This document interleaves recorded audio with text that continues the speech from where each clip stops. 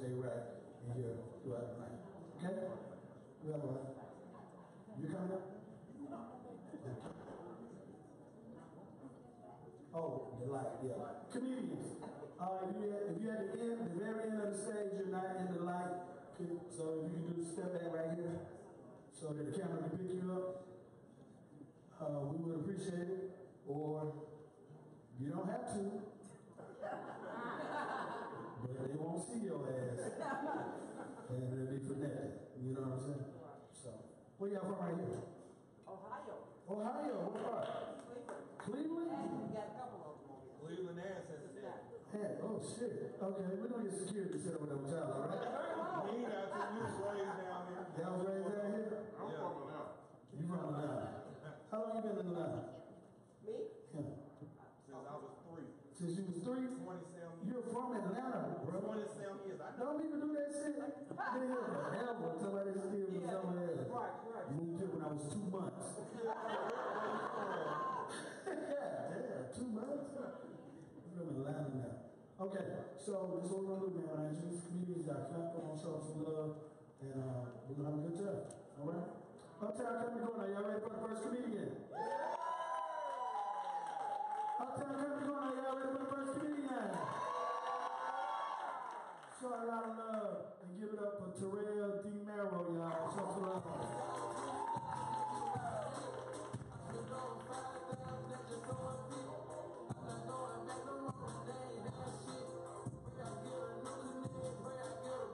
Oh, cut that shit. What's happening, y'all? What's happening, ladies? I think y'all hating on the brother because the brother got body and bounce in his bitch. That turned up is real. It's raining outside. Had to wrap it and put it in the bonnet. Tiki Natural, you know what I'm talking about. How many of y'all grew up fucked up? But I like to start my show off real productive. Like, you know, both of my parents are crackheads, right? Me and my brother keep them around because they keep our business booming. It just get awkward when I go out of town. Shit don't be where I left it. I come home like something missing. My mama jump out the bathroom. I ain't take no TVs. I would never steal from you. I ain't say shit about no TVs. Where the fuck my TVs at? I don't know. You need to ask Daddy. You know he on that shit. Ma, you smoke too. I only hit it twice. Makes me a social smoker. Hashtag won't he do it? Won't he do it? Your daddy, he ain't shit, bitch. It sucked growing up. When I was little, the state took me away from my parents 7 times. In the back of my mind, I'm like, how the fuck do y'all keep getting us back? My mama just out of nowhere to my tax season, bitch. Gotta claim mine. Come up is real. Won't you do it? I swear it sucked growing up. It was the worst when I was little. Like, my mom would over-exaggerate everything. Like, no matter what it was, she didn't talk to me like how your mother talked to you with love. My mama over-exaggerated everything when she was high. Like, one time she came home high as hell, like, hide me. Be like, but what? The Statue of Liberty trying to do my taxes.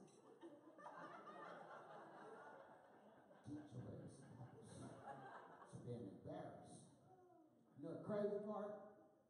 She would always be around when I'm with my friends and had the most embarrassing stories. Terrell, remember that time I tried to pawn you for a color TV? Why would you do that? Because it was easier to watch. But the Lord used you. I swear it sucked. No matter what I did, like, it would never change. That was just her.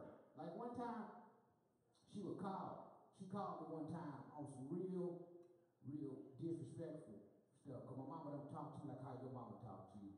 I said this before. My mama talked to me like a nigga that owe her money. Here go a conversation. Hello? Hey, bitch. Who this? This your mama, bitch. What you want? Guess what, bitch? What? A bitch got a credit card. Congratulations, you the first crackhead with good credit. Shut up, bitch, and take me to Toyota. Cool, me being the son that I am, I take it down to Toyota. I'm outside smoking my weed, my cigarette. And all I hear is, bitch, run my credit. Bitch, don't get approved. I run inside, like, what the hell going on? She's like, this bitch won't run my credit. I'm like, sir, why won't you run my mother's credit? He's like, cuz, trying to purchase a car with an EBT. So sit your ass in the car. I got $300 on the car. The car costs $149. I can swipe twice. Got me fucked up.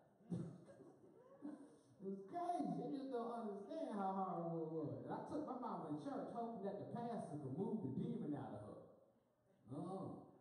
I came home. It was like this many crackheads in our basement. I said, what the hell is this? She was like, we about to have service. You don't know the Bible. Shut up, Terrell. They don't know that. They don't know that. Cool. So I'm going to sit back and watch you fuck this up. She was like, everybody, turn to the beginning. Everybody, turn to the beginning. Turn to the beginning. Turn to the beginning. Did you know God is a black man? You know how I know God is a black man? Because he wasn't at the manger when Jesus was born. Just like your daddy, Terrell. He wasn't there. He wasn't there. He wasn't there. He wasn't there. But picture Mary and God on the Maury Show. Here you go, Mary. God, you know you Jesus' daddy. Stop acting like you ain't Jesus' daddy. You know you Jesus' daddy. Stop acting like you ain't Jesus' daddy. Here you go, God. What about them 3 wise men that showed up? They were your friends that came to the baby shower bearing gifts. See, you heathens don't know the Bible.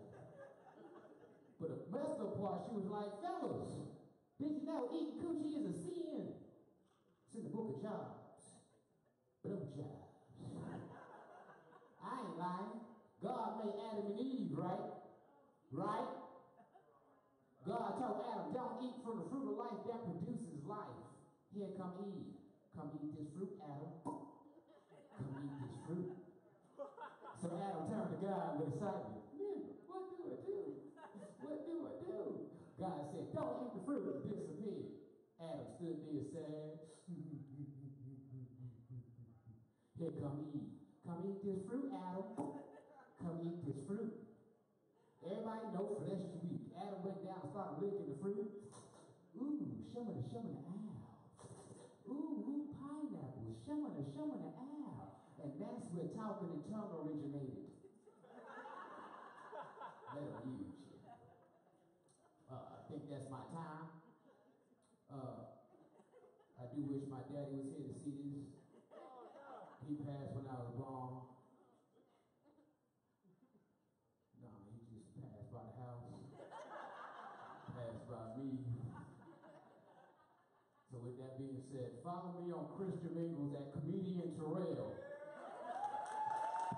Hey, I want to do this impression of my father. Y'all ready? Y'all ready?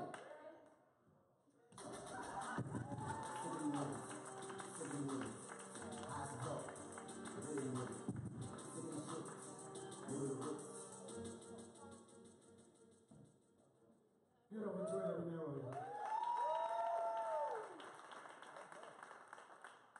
I know there's a few other men here thinking right now, if I was his daddy, I would have loved too.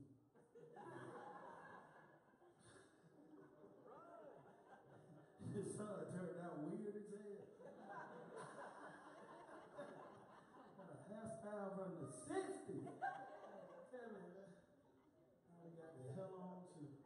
All right, comedians, you have 10 minutes. We're going to leave the light at 8 minutes. Do not go over your time, or you will be penalized, because I don't know how many of y'all have ever done a television show or anything on a high level. It's about the time. When they tell you the amount of time, you do that amount of time. If you go over, they may not use you, they may cut you, they may edit you, anything. So make sure you do your time.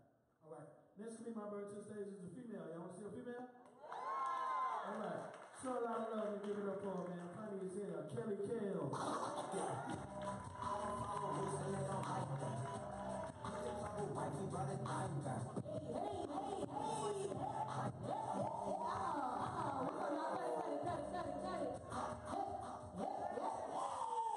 What's up, Columbus in the building, DYC, Cincinnati? Sick of these niggas. How's the hell? Get rid of these niggas. I knew I was gonna kill it when I seen this show was sold out, bitch. This is a sold out show. They just put out too many chairs. I don't give a fuck, bitch. This ain't gonna hurt me. Sick of these niggas. Hey, how's the hell? Get rid of these niggas. shit. As soon as we hear some music.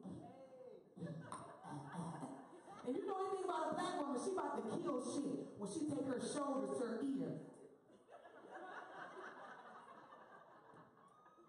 Being a woman is absolutely amazing. As a matter of fact, ladies, make some noise. All my ladies, make some noise. We the shit, am I right, ladies? We the shit. It's our season. That whole Me Too shit, fuck that shit. I ain't sad, man. Fuck that. I'm treating niggas how they treat us. Me Too. What's up, fam? I see you leaving Planet Fitness with them gray jogging pants on. I be doing my husband like that. He's like, get the fuck off, man. I'm like, no, let me see that dick print. Okay, I knew I was gonna kill it when I walked in. I said it was a room full of ladies, and we just shit. So I could do a roll call. All my light-skinned ladies make some noise. Light-skinned, where we at with this shit? Okay, that's exactly what I thought. Y'all wasn't gonna say shit. You know how light-skinned women be? They like, They don't want to fuck up their edge control and shit, right? They be trying to be cute, like, That's what people think they better than you, like, Either that or they trying to show you they got dinner.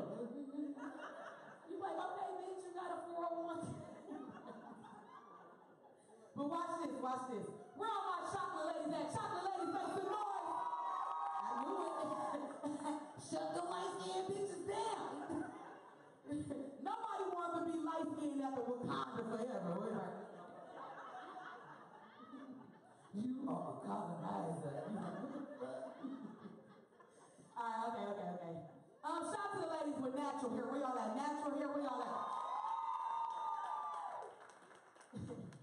Y'all think y'all better than us. Women with natural hair think they better than us. They always got hair advice. Like, oh, you need some Jamaican castor oil. You're like, bitch, how you know I want edges? My mama didn't have edges, bitch. My grandma didn't have edges. As a matter of fact, it's kind of rude if I decide to grow these motherfuckers. But watch this, y'all. Watch this. Shout out to the ladies with long hair, even if we party. Wait, sorry. I'm the only one with a hat. I mean a wig on. I'm the only one. Women, let me tell y'all something. Wigs are the new hats. You understand what I'm saying? It's so dope being a woman. We can change our identity. It don't even fucking matter. I got so many wigs, my husband starting to think it's a game. This nigga never quite come in the house. He be at the door looking in like, hey, babe, who are you today? I'm like, I'm Mary J. Blige, no more drama. Got my short wig on, come on in.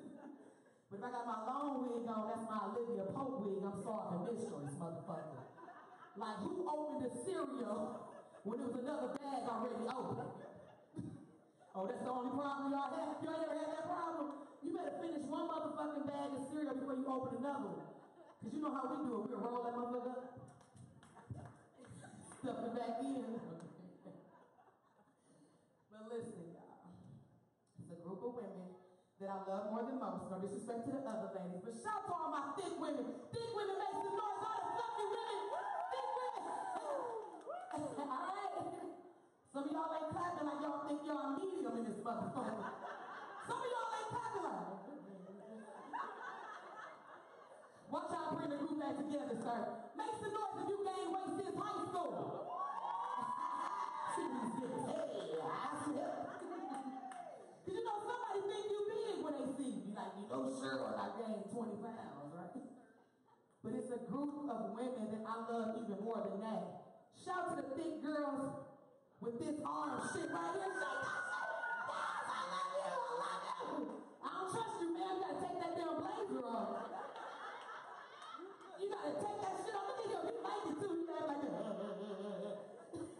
This is the big girl swag. All these women going to the DR spending $5,682 on a booty. Niggas ain't even looking at booties no more. They want this right here. It's nice and soft. It's nice and soft. Speaking of booties, it's funny because I was at CVS yesterday minding my business because they got Pringles on sale. Normally they $1.89, but they was 2 for $3, so a bitch went hard and got 6 cans. Never know when that price will go back up, right? So I'm about to just mind my business, you know.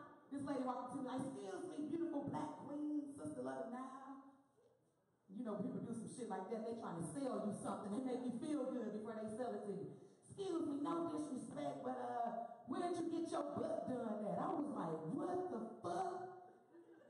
That's so disrespectful, bitch. You know that's my real booty. Look at my ankles, how they match, right? These just match my booty, right? But I thought about it. You know what? I looked her right in her face and I said, ma'am, you right. I did get this booty done somewhere. Looked her square in her eyes and I told her McDonald's 2 for $3. Wendy's 4 for $4. Red Lobster, endless shrimp, buttermilk biscuit. No, I don't want no salad, bitch. Sick of these niggas. Shout out to the kangaroos. Kangaroos, make some noise for my kangaroos. Thank you. Some of y'all tripping. If you sit down right now, your stomach got a fold in the pouch, bitch. I'm talking to you. I see some of y'all helping. It's a nigga kangaroos in here too, but trying to sit up like that bitch was funny. We see that. But we some real women, y'all. You know if you got a pouch, that means you a real woman. I'm never wearing a girdle again. You better love where the fuck you at right now, ladies. You better love you right where you at. You hear me? We are amazing. We don't need 2 or 3 of the same looking bitches. I'm supposed to be built like this. But I know I'm the only one, but when I get dressed, I stand in the mirror and I say shit like, boy, if I ain't had this pouch, I was gonna kill these hoes at Uptown tonight. That's what I did before I got here. I'm gonna tell listen, y'all, that's my time. My name is comedian Kelly Kells. That's KELLY, KELLZ _22. I love y'all so much. Y'all follow and keep me in your prayers. Here we go.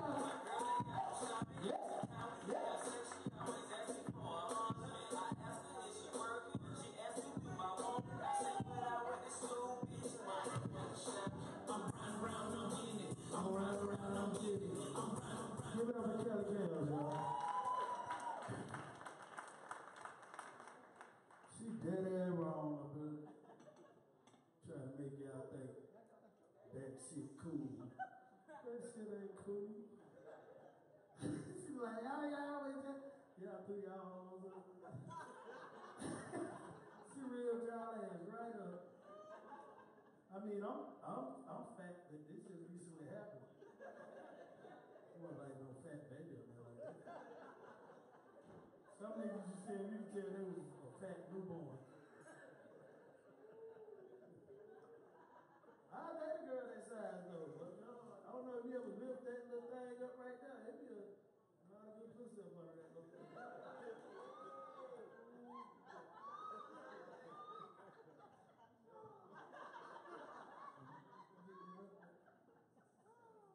Fuck yeah. Don't want to hurt nobody's feelings. Alright, let's get right to the stage, man. Very talented brother, man. I can never say this one of the funniest young dudes out right now, man. Y'all show some love for Spencer Neal.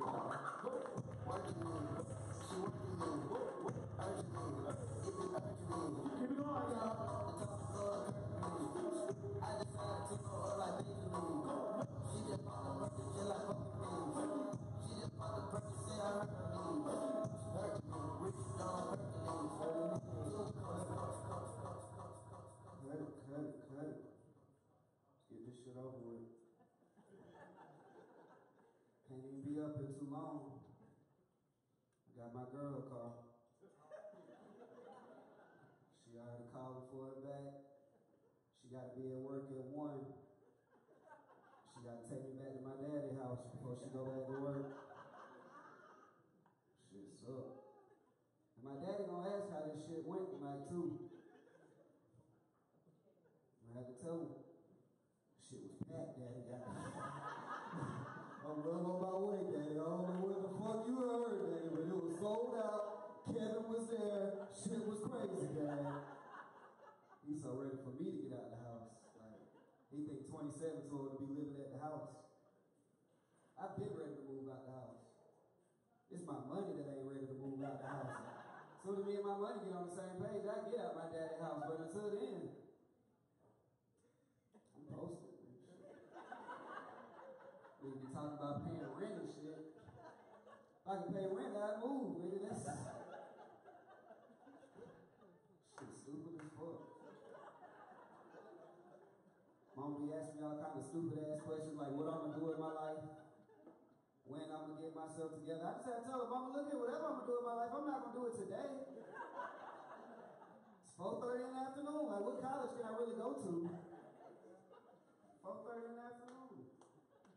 Dad be trying to compare my life to his life. Like, by 27, I had a house, I had a car, I had a job, I was married. But like, Dad, that's good for you. I don't have none of that shit. Like, thank you for being the nigga you is so I can be the nigga I am. Because if you was anything like me, we'd be fucked up by hate. You don't want to be at this audition with me. This is why I really ain't no rush to move out of the house, because my mama just let her sister move in. This is my auntie, and she 55. And I don't understand why they not putting the same amount of pressure on her to get out of the house. They put it on me to get out of the house. Like, she should have been at her shit together, you know what I'm saying? Like, the way I see it, I got 31 more years, so they can't even say shit to me. This real shit that this bitch always want to kick in when I'm getting in trouble. They be like, when you gonna pay your sprint bill? She was like, the nigga need a job. I go, hold on, bitch, you ain't supposed to be here. Like, be clear, bitch, this is my daddy house. Been running things out 15. Just been getting over. Shit suck. I be having to fuck hoes in my driveway and shit. Not my mama don't let them come in the house. But like, I don't even feel bad about fucking females in my driveway, because I feel like if you fucking me in my driveway, that means you ain't got nowhere to fuck neither. You know what I'm saying? Like, we're mad at me because your shit ain't together neither, bitch. I know I ain't shit. I don't even give a fuck. I tried all year to be the shit. I just realized in November, this ain't my year. I thought I had some runs in September and shit, but October came, I was like, yeah, shit look like 2017. I don't even know who to blame for me being ain't shit this year, you know what I'm saying? Cause like, I put a full effort in, like, I blame my preacher a little bit. Like, I don't want to call that nigga a liar. Yet. But he got a month left exactly though, because I went to that little service on New Year's Eve, December 17th. And it was like everything you prayed for in 2017 will come to fruition in 2018. My nigga, it's November, bro, so some shit don't shake by Thanksgiving, nigga. I'm walking off in the church with an attitude like, hey, bro, could've put that little 10% on the sprint bill, my nigga. You is a false prophesizer, guy. Shit suck, bro. Like, the only thing that nigga said the whole sermon, like, he only said one thing I agreed with. Like, he was like, God put everybody here for a reason. Like, no matter who you are, God put a purpose in your life. Like, y'all believe that shit? I believe it too. I just think it's fucked up if he gave everybody a specific reason, because there's only so many good reasons out there, you know what I'm saying? Like, I think God put me here to be ain't shit, you know what I'm saying? No, for real, because there gotta be some ain't shit niggas so the shit niggas can win. Like, if everybody was number one, it wouldn't be a need for the rest of the numbers. Like, this real math. Like, bro, I've been doing this comedy shit 5 years, night in, night out. Like, getting paid to lemon pepper wings and shit. Like, and the furthest a nigga that made it is right here, nigga. Like, this how I know I do too much broke shit for this comedy, bro. Like, this ain't even the brokest shit I done did, bro. Like, this how I know I do too much broke shit, bro. Because there's one little spot I do comedy at. It's this little gay-ass bartender. Like, he liked me. That's real shit. Like, I know the nigga like me because he be trying to give me free food and shit. And I'm too broke to tell the nigga I ain't gay. This real shit, like, I knew something was up because the wings only came in like 6 and 10. He was giving me like 25 wings. I was like, this little faggot trying to fuck. I wouldn't dare let no shit like homosexuality come between me and a 25 piece. At this point in my career. Shit suck, man. I be back and forth in between my ex-house when I don't stay with my parents. She don't know she's my ex yet. I ain't really broke the news to her. But my dad used to tell me shit like you gotta go through a couple tests around relationships, like to realize what you really want in a person. And I realized in this test relationship I'm in right now, it's a couple things I do want in a female, you know what I'm saying, in the long run. Like, I want a girl that's black. No disrespect to the other races in here, I'll still fuck, you know what I'm saying? Just a girl I want to take home need to be black. I want a girl with a daddy. I didn't know how important that shit was, but bitches need daddies. This real shit, because there's certain home lessons they miss out on from like age of 6 to like yesterday, you know what I'm saying? Real shit, I don't want nobody to talk about nobody in here. There's no hoes in here, no hoes in here. But right outside that door, it's a plethora of hoes. Farmers hoes. This real shit. I don't know nobody think I'm bashing females. You know what I'm saying? It's certain shit you can do with a girl with no daddy you ain't even supposed to be able to do. Like, quick ass example before I get out of here. Tell a girl with a daddy to call you daddy.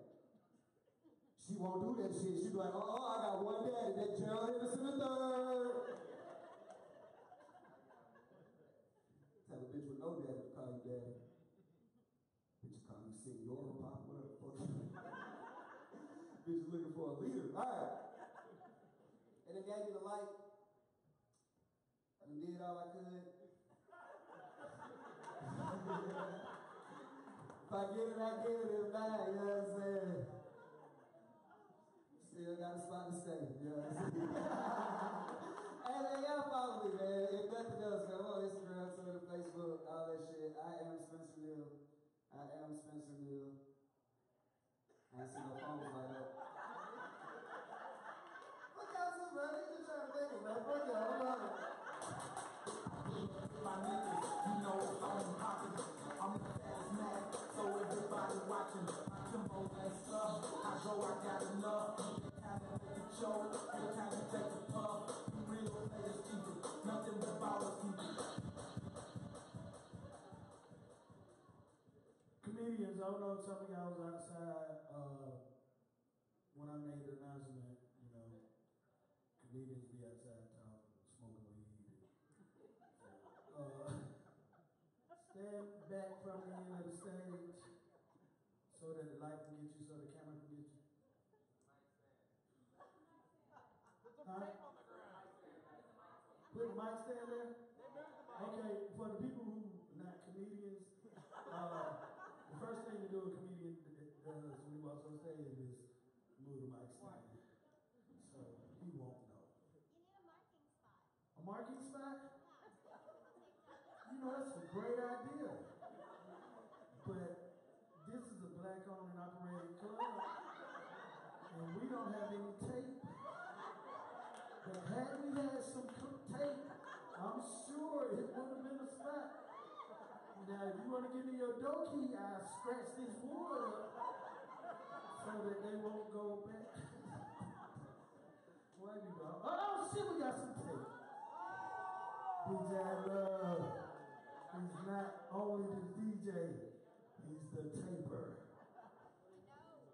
Like right here, they won't go. Put it right there, they won't go there.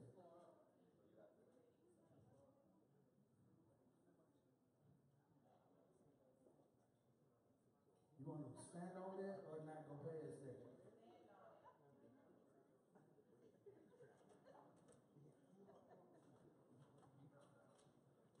Now, stretch it over there to her table and tie her hair.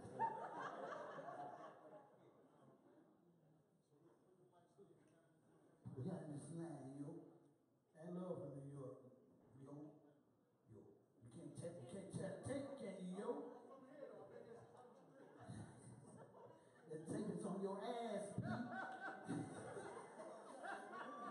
Grown ass man can't tattle tape.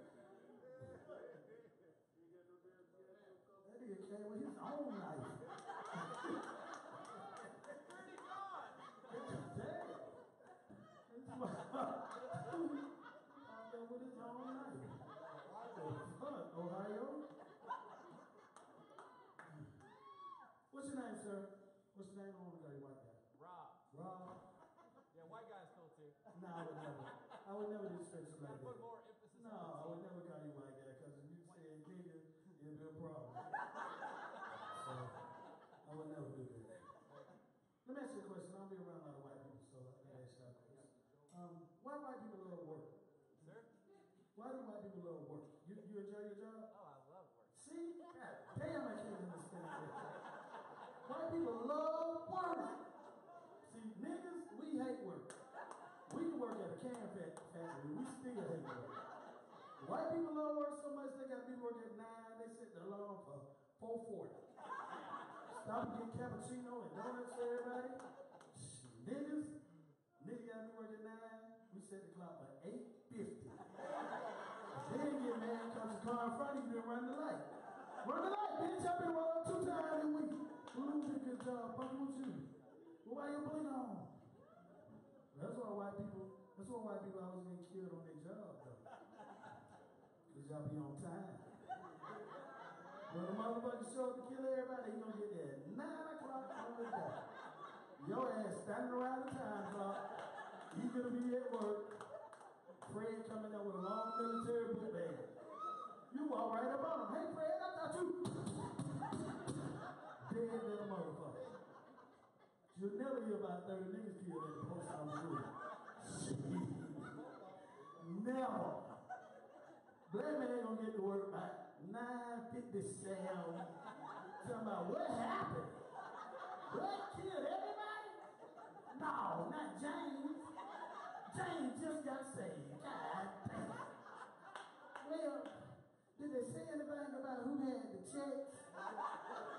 It's real sad. They want that money. Where that check? Do I need to go downtown to the home office? Fuck that bullshit. Y'all ready for the next comedian, y'all? Show a lot of love, man. Give it up for Davida, y'all. Show some love.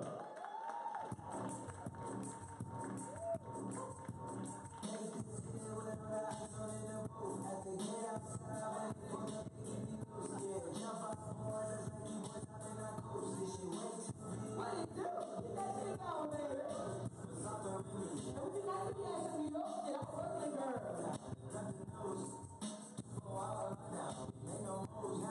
That's what's up. Shut me down, baby. How y'all doing? Let me make sure I'm on this damn spot. God dang. By the way, my name is Davida D. Sorry about that. You must didn't see the other D. You thought it was connected to the name. No, I don't got no ghetto name. The way you see it is Davida D. What's up, y'all? Now I can do better than that. My ass is loud as shit. I don't know why they gave me this goddamn mic. You might want to turn the volume down. I don't need a mic. I got a vocal that's serious and a nice deep throat. For all the men that's in here that's single, just want to put that out there. Where all the ladies at? All 5 of y'all petty as shit. I just want y'all to know y'all so goddamn petty. Wait a minute, that's what I want to see. Yes, I need to see all of it, because I just lately just shredded my lesbian card. Because y'all women are petty as shit. Y'all are so goddamn petty. My damn ex, I'm going to share some shit with y'all. Because you know, I'm going to be real. I was in a relationship with a beautiful woman. I thought it was going to be everything. And we broke up. And I thought like, oh, she was like, oh, we're going to do this nice and peaceful. I don't want us to have a bad breakup and stuff, arguing and fighting. And I was like, all right, cool. I'm going to go on tour while you move your stuff out, and I'll be back. This was some dumb shit I ever did. I came home, and I'm going to let y'all get y'all water. You got your water, baby. She got that whole menu. I told you I'm loud as shit. Raise your hand when you got to talk to the waiter. I'll shut up. Just be like, yo, girl, shut the hell up. I need to talk to the waiter. You're loud as shit. All right, baby. I just want to make sure you get your order in. So back to what I was trying to tell you, because I'm going through some shit. I come back from fucking tour, I go in my house, and she took the motherfucking TV and left the firebox. Why the fuck you gonna leave the firebox and take the TV? So I call her trying to be all calm and shit. I was like, so, I know she took the motherfucking TV. But she left me with the firebox. Why would you take my TV? You know what she gonna say to me? I ain't think you needed it. You ain't think I need a motherfucking TV? You ain't think I need the TV to plug up the firebox? She was like, no, I ain't think you needed it. That's like taking the motherfucking rug and leaving me with the vacuum cleaner. What the fuck I gonna do with the vacuum cleaner? I ain't got no rug, bitch. I was so mad as shit. I was like, women are so goddamn petty. So men, I motherfucking understand. That's why my lesbian card is now shredded and I'm with Mark. Because me and Mark, we get along just fine. He understands. He knows we can have sex, have a good time. He knows to leave when the sun comes up. And on top of that, he knows if you don't hit the mark, I'm going to reach on the side of my bed and get my own motherfucking strap and fuck my motherfucking self. I can't do this shit no more. So, man, thank you. You thank every single last one for making me straight now, because God damn with me, y'all petty. I love y'all though. Y'all keep doing y'all petty shit. Because you know, when you piss off your man, then maybe my single life wouldn't be single no more. I just want to put that out there. Ladies was like, I'm not feeling this bitch. You see her? I can tell, because the one with the hoodie staring at me with the motherfucking side eye. She was like, listen, you keep looking at Rob. Listen. Rob, don't look at her ass too long. She's trying to get you. Yes, I am, Rob. I'm not trying to really get you. But what I'm trying to help you understand is I understand if you're going through some shit. And I got an ear for you to listen to. You give me time, baby. I got a throat, you can just come on through, baby. I'm just trying to help you out, trying to be your friend. Don't worry, sis, this is just jokes all day. Wow, watch my eyes. Oh, yeah, you can watch. You down? Oh, this is the table. I'm gonna be sitting there when I get off this goddamn stage. You better believe it. Sis, you know I'm about to get on that ass about you being on the goddamn phone and licking them goddamn fingers on them chicken wings. She's so goddamn good in the phone. She like, yo, I'ma laugh and smile, but yeah, girl. So let me tell you where I'm at. That motherfucker done told me. I see you. I see you. That's what you do. You mad? You trying to get a date because the motherfucker that was supposed to take you out, he didn't come, so you have to take your sister. Now you on the phone with the next motherfucker while you sitting there eating them chicken wings. Bitch, I see you. This light ain't that goddamn bright. She on the phone like, yeah, so when I get out of here around 12, you think you won't be ready for this? I got on my good panties, baby. Yes, with the motherfucking waist trainer attached. I see you, sis. She trying to play all cool.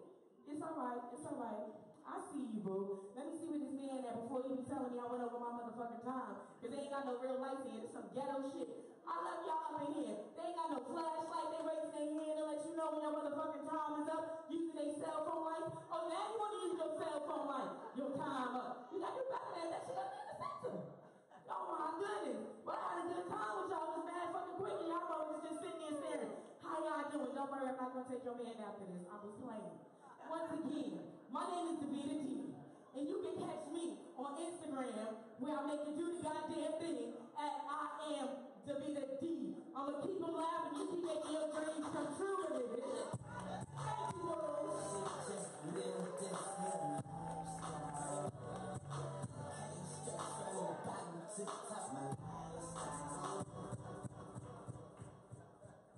First of all, they weren't trying to give you like that. Because you get 10 minutes. Because you were talking so fast and shit. It felt like your time. You had some more time. You can't come back and do it now. I thought I could come back again. No. She's from New York. Hell yeah, Brooklyn, baby. You from Brooklyn? Yeah. When you leaving? Word? I'm just fucking. Yeah, I can't fuck with that.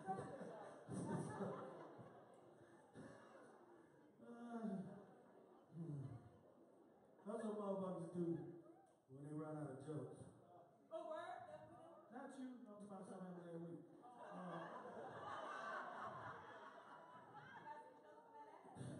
Like, damn, that was my last joke. So, yo, what did I at? Goddammit, shit. You got some more time, man. You could do it tonight. Y'all get over to the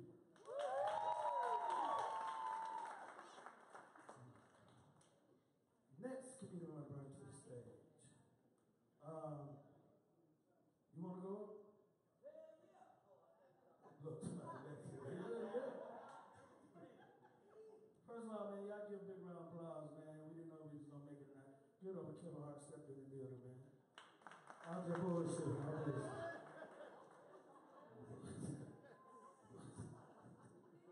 He been in here before, though. He been in here. You ready, Mom? Not yet. Not? A couple more drinks up. Couple more drinks, you ready? Alright, I'm gonna bring a comedian up I know you're gonna like, okay? Alright, this brother my brother just says, don't try to show a lot of love, give it up for a man. He's doing things all over the country, living in LA now. Give it up for Henry Cole and show some love.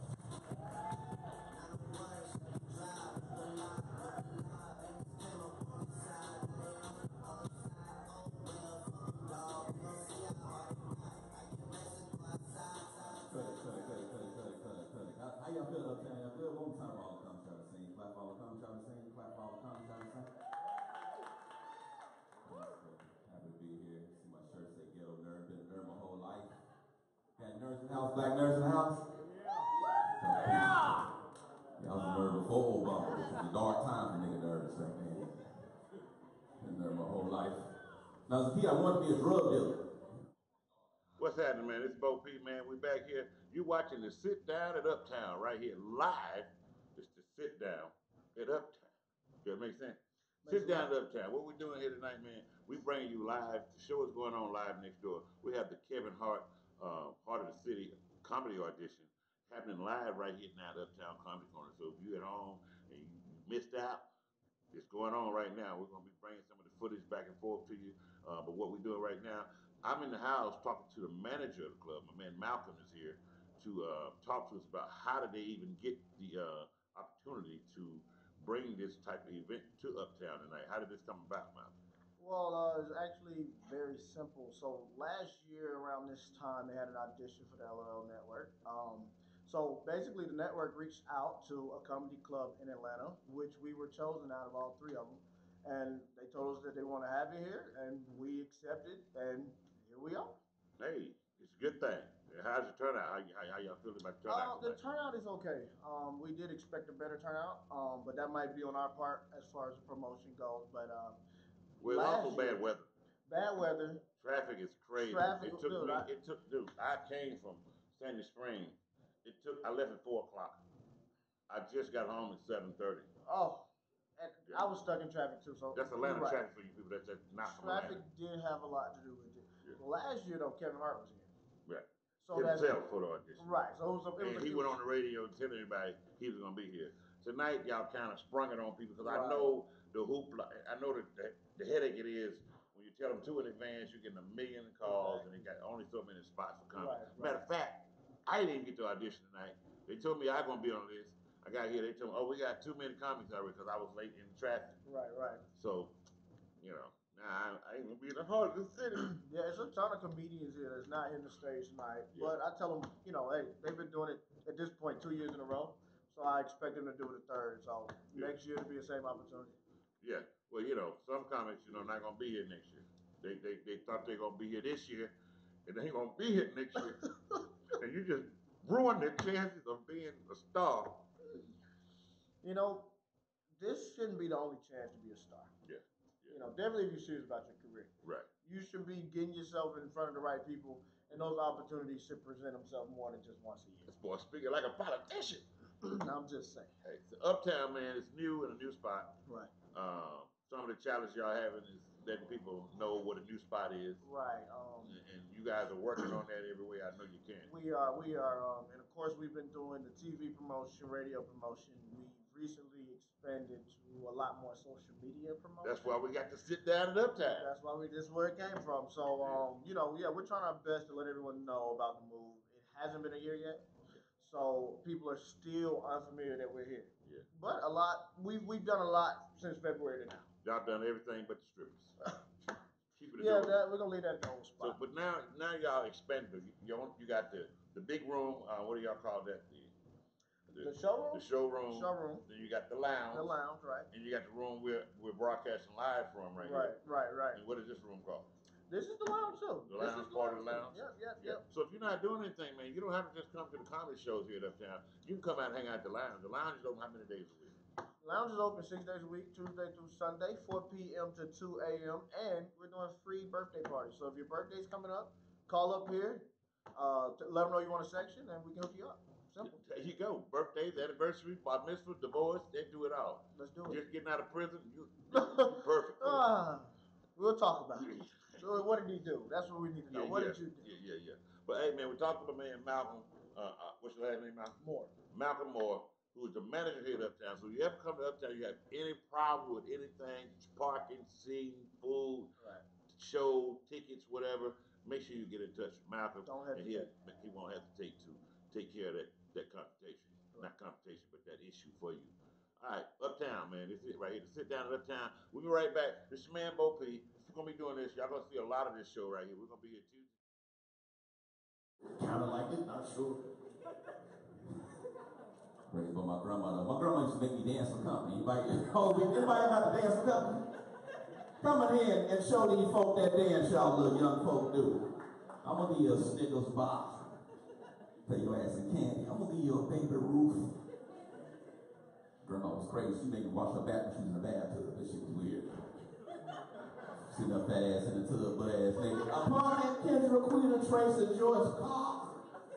Oh, black women don't never know your name. Who is in that room in there? And get this wash rag. Uptown. I'm talking to the manager of Uptown, Malcolm Moore. I forgot to talk to you about the excellent food they have here at the club. Right. And also food tables and things you can do here at the club. Right. But also talk about your food menu and your chef. When we talk about the food, we definitely did a 360 turnaround from the old spot. So the old spot was basically a lot of finger food, chicken tenders, wings, which is really good. But when we came here, we decided to do something a little more elegant. So we have your lamb chops available, very juicy, very good. We have salmon, eating healthy, go for it. But if you're looking for something you don't get in regular, as far as Atlanta goes, order the shrimp and grits. Really good. That is our chef signature dish. So tasty. Oh, really? I gotta try it. I've had it. I haven't had the shrimp and grits yet, but I've had a lot of his food, man. And I'm telling you, the brother has the patience to do it right. I mean, prime rib, whatever you want. They got it here at Uptown. Come in here and have your drinks, have your food. You don't have to, like I said, you don't have to come to a show. They have the lounge open. 6, 7 days a week, right? Right. They have the football games on Sundays and is it Sundays? Sundays are our big days. Sunday is the football game. Come in here, a bunch of Steeler fans being here. It is still a nation. I'm gonna give y'all the heads up on that. Yeah, there's a bunch of Don't be Steeler fans. alarmed. They have the place packed on Sundays. Right. But it's a great place to watch a game. Big screen TVs all over the place. Come down and check out Uptown Comic Corner when you have a chance, all right? And talk to my man Malcolm Moore when you get here. He's the manager. Thank you for having us here. Sit down, Uptown. Sit down at Uptown. Yeah. Appreciate y'all, man. No problem. We're gonna go check out.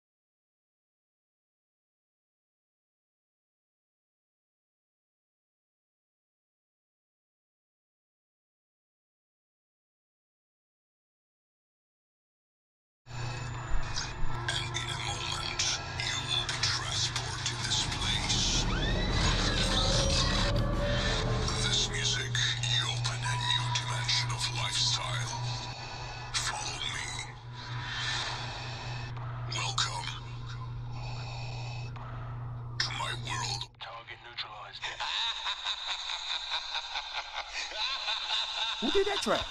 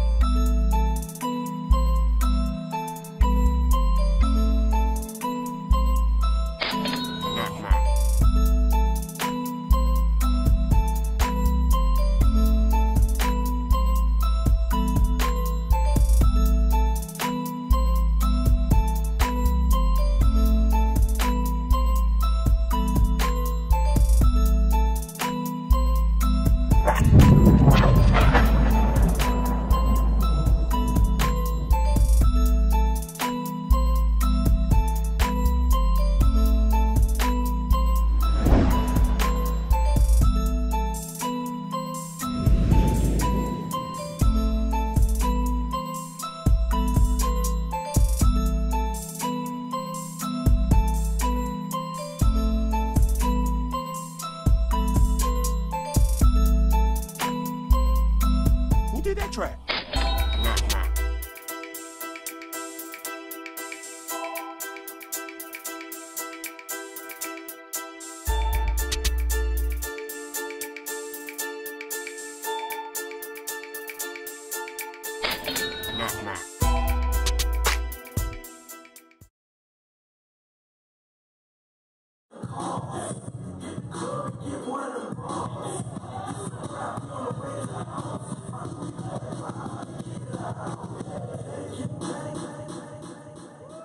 You know that song?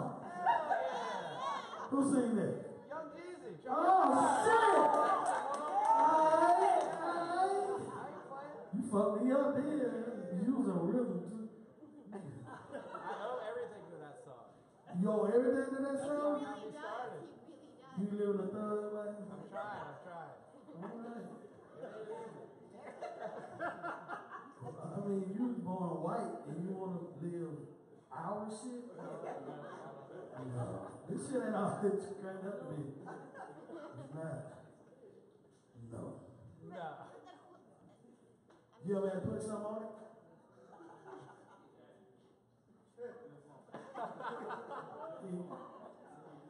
bill $300.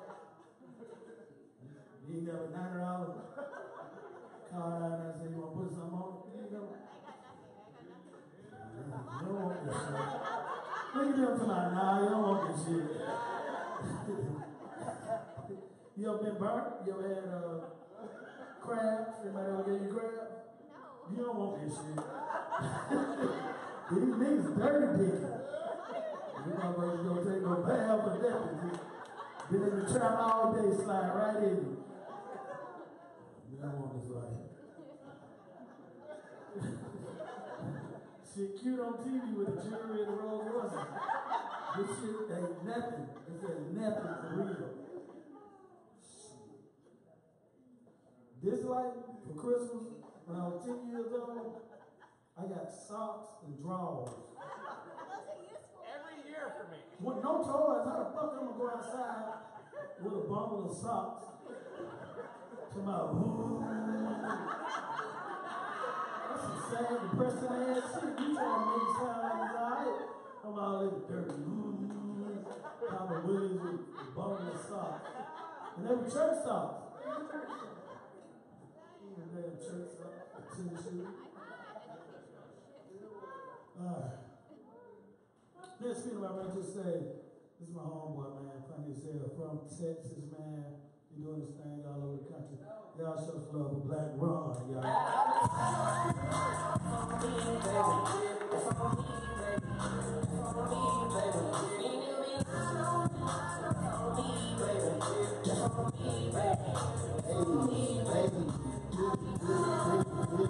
Grown folks, make some noise in the building from the one time. Yeah, we don't get to do much. We be out here tribulating. You go through trials and tribulations, but before you turn, I don't know what it is to tribulate. Flash your hand when you're ready to. We're back here live, man. It's the Heart of the City audition right here at Uptown Comedy Corner. The Heart of the City, Kevin Hart's own Heart of the City. He's doing an audition tonight here at Uptown Comedy Corner. And it's a nice crowd over there, a lot of comics over there, man. Very funny comics. We just flashing back and forth. You can see some of the comics. We're not trying to show the show because that's what he's, we want to keep that for his production company. But we just want to show you a little bit of what goes on. This is the sit down at Uptown. So what we do is we have a live talk show going on at the same time that we have a comedy show going on here at Uptown. And just so happens, Bo P is the host of it. And we're here to tell you everything that goes on at Uptown Comedy Corner. Behind the scenes, things you don't see that's going on behind the scenes, people that make the thing happen, people that's producing the shows, people that own the shows, comedians, the whole nine. This is what we do right here. We got cats that's coming up. We're going to do things here in the future that we interview. So we bringing you everything that goes on around the comedy stage here at Uptown Comedy Corner. We're broadcasting live from the Uptown Comedy Lounge. They have a lounge now where you don't have to even go to the show. You can come over here and have drinks, have food, top of the line food. We got a chef, executive chef in the house, put anything you want. You can bring your girlfriend, like you want to go to a restaurant, come in here and have a drink. We got beautiful waitress. My girl Angie always back there serving nothing but the wettest and the coldest. Always. The wettest and the coldest. Always in the house. Yes, but right now, I'm going to bring some gentlemen to the stage to bring some gentlemen who are going to talk about a project they have coming up here at Uptown. And we can have, I don't know if you can play a little, that's your music, ain't you? This Uptown, baby. This is what you be doing when we are here. You be playing your little soft music and then practice your little dances. You can play that. We ain't gonna fight you on that. All right, gentlemen, come on, brothers, come on to the table. Yes, sir. Yes, sir. Yes, sir. Yes. Yes. All right. Let me get right. Yeah, get right. Get right. Can't get right. Can't get right. Free TV. Be free. Be free. Yes, sir. Be Free TV in the house. Yeah. And Be Free TV stands for. My name is Brian Preston. I was thinking, why not just mix it all in? You know what I'm saying? Gotcha. Put a TV at the end of it. Right. Why not? You Right. know what I'm Right. saying? Right. Y'all just having fun with it. Right. So, what do you got? What's your man? Matter of fact, tell your name and his name. Okay, cool. I'm Brian Preston. You know what I mean? CEO of Be Free TV Productions. Uh-huh. And this is my boy right here, Jaren Mapp. Jaren, executive producer, Be Free TV. Oh, you're the money man. Yeah. Oh, okay. All right, then. I like talking to the executive producers. You man, come on. Yeah, I got for you, brother. Yeah. Another one of my producers right here with me. Yeah. Come on in, man. We do it live. Sometimes we have to do it like that. Yes, sir. Yes, sir. Doing all right, We're doing yes, good. sir. We're doing good. So, ladies and gentlemen, right here we got B Break TV, and what's your name again? I'm Caesar. Caesar, part of B Break. Yeah. So now, B Break, what type of content you guys are trying to do? What we got going on right now is a live podcast called Who Got the Juice. So what we do is bring actors, comedians, singers, and rappers all up there, let them do what they do. So we have them going head to head. So I have one guy go, get him off the stage, get the next guy to go, and then bring them both up there, see what the crowd like the most, ask the DJ who they like. And once we figure that out, that's who won it. So we, keep it going like that. Smooth show. And I got my boys on the cameras going crazy, catching all the close up, good laughs, good time. Oh, okay. Now, executive producer, what made you want to get involved in this project? Well, I went to school with him, Albany State, represent, and this is pretty much what we did back in college. We filmed a couple movies together, and we was like, hey, afterwards, we just need to keep going. Don't waste what we went to school for. Still got degrees, and end up doing something different. So now with the social media push, man, it's a good time to do it. You don't have to Yeah. knock on doors at production houses and Hollywood and all that to say, take my project. So how is social media benefiting you guys right now? Still TV. Still TV. I mean, social media is it's just like a easy access to the fans. They give you what they dislike, what they don't like, and their feedback. Use that to your advantage. Give them what they want. Okay. What we try to do. So now, social media is like having your own your own portal. Like your own little platform, I guess you could say portal.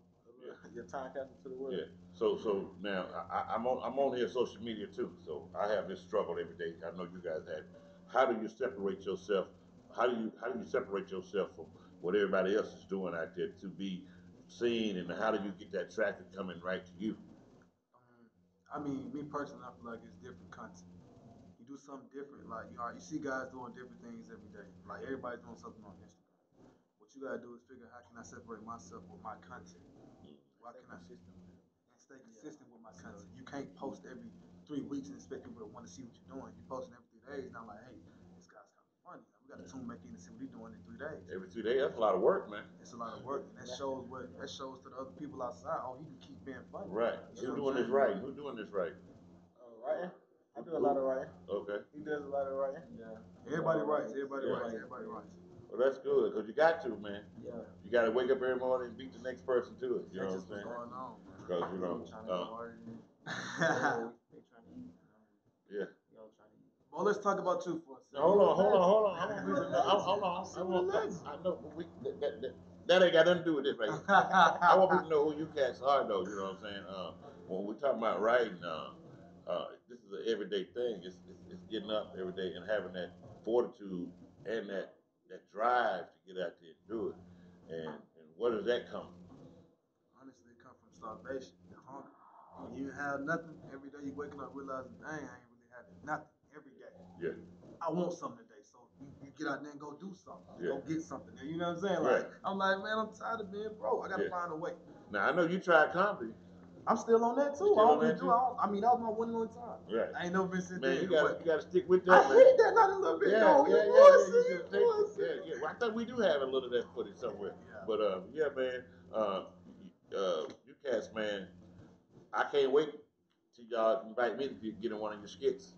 Oh, it's time for it. It's time for it. Short film coming soon. My man's good on all the short films. Yeah. Script writer goes crazy. We got these guys coming. Videos. Yes. Okay. Yes, sir. Okay. All right. Now, like I say, back to me. Hey, man, I just like doing it, watching cats like yourself. Keep doing what you're doing, and I'm just glad to be around to meet you brothers when you was now, so I know you win. Yes, sir. You know what I'm saying? I got a question. Yeah. You asked her what keep us going. What keep you going this long in the game? Pussy. No, I'm just kidding. Pussy money win. Yeah. That's all we need. You ain't Nah, man, you gotta love it. You know, if you don't love it, get out of it. Exactly. You know what I mean? I love it. You know what I'm saying? this ain't all I do. I have other things that I have the ability and the knowledge of knowing how to do. So comedy is just another thing that I do, but I have a love and passion for other things that I do. And so I've been doing that all day. I rode in traffic for 3.5 hours to get home in time to get over here to do this. Yeah. You know what I'm saying? So if you don't monster. love it, if you don't love it, get out of it. They tell you make you You know turn what I mean? around. Because like you say now, if you can't stay relevant, and you can't be seen and be out there, you get looked over. You know what I'm saying? And I've been doing it 25, 27 years now. And I walked in there late thinking I'm going to get on stage and oh, we booked up. We had you earlier. We got so many comics. We may not get to you tonight. I didn't know. I didn't fuss. Hey, somebody else going to get a chance. But Bo P, you lost that chance. Yeah. I ain't going home crying. I'm on air right now. They ain't on there. I'm on air right now. Right now. Yeah. They wishing to be on the show. I'm on the damn show. No, but it's cool, man. I thank y'all for coming on the show, brother. So make sure y'all tell people to come over and check us out here, sit down at Uptown. And matter of fact, when you do your first film or video or whatever you do, bring it back. Let us play it for the people. Of course. Yes, sir. All right. Yes, sir. Appreciate y'all, man. Appreciate you. All right. Legendary Bo P. Give a shout out to Sit Down at Uptown. Sit Down at Uptown, man. The best podcast moving right now. You got to stay tuned. Got to. Sit down at Uptown. Look, sit down at Uptown.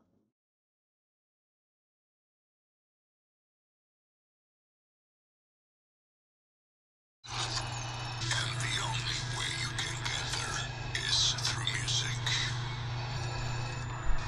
And in a moment, you will be transported to this place. This music, you open a new dimension of lifestyle. Follow me. Welcome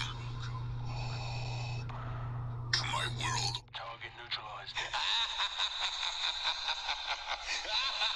Who did that track?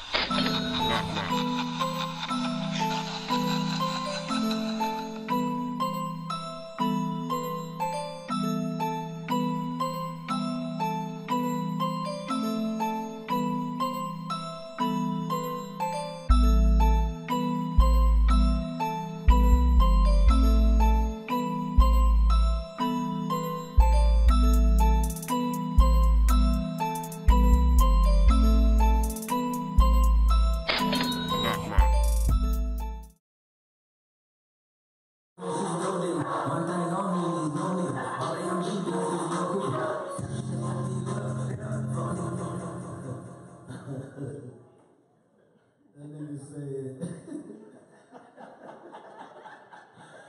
I done heard every joke, but I hear one I ain't never heard before. That nigga said he looked around and the nigga had a brand new one.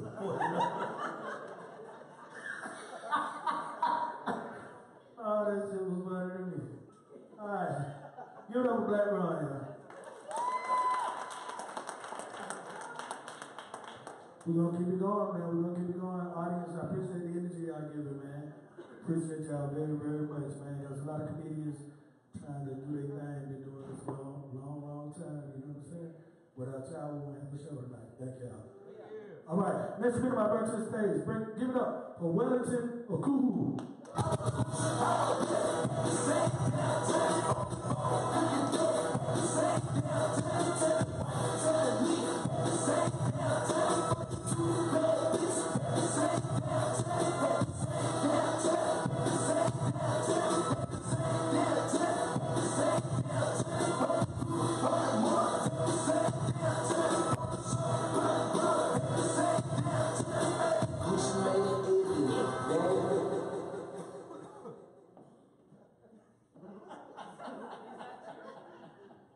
You messed my whole name up.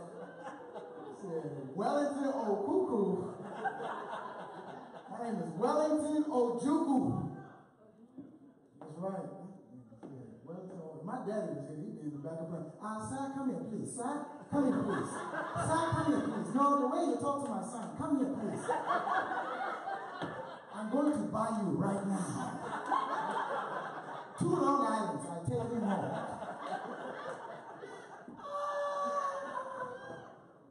Damn, Black Ron was talking about the poet. Yo. Hey, what's up, man? It's Bo P. We're back here at another sit down at Uptown interview. This time, guess who I run into? One of the owners of the club right here, the man himself, Mr. Angelo Sykes, in the house. And tonight, Angelo, you have the Kevin Hart Heart of the City audition.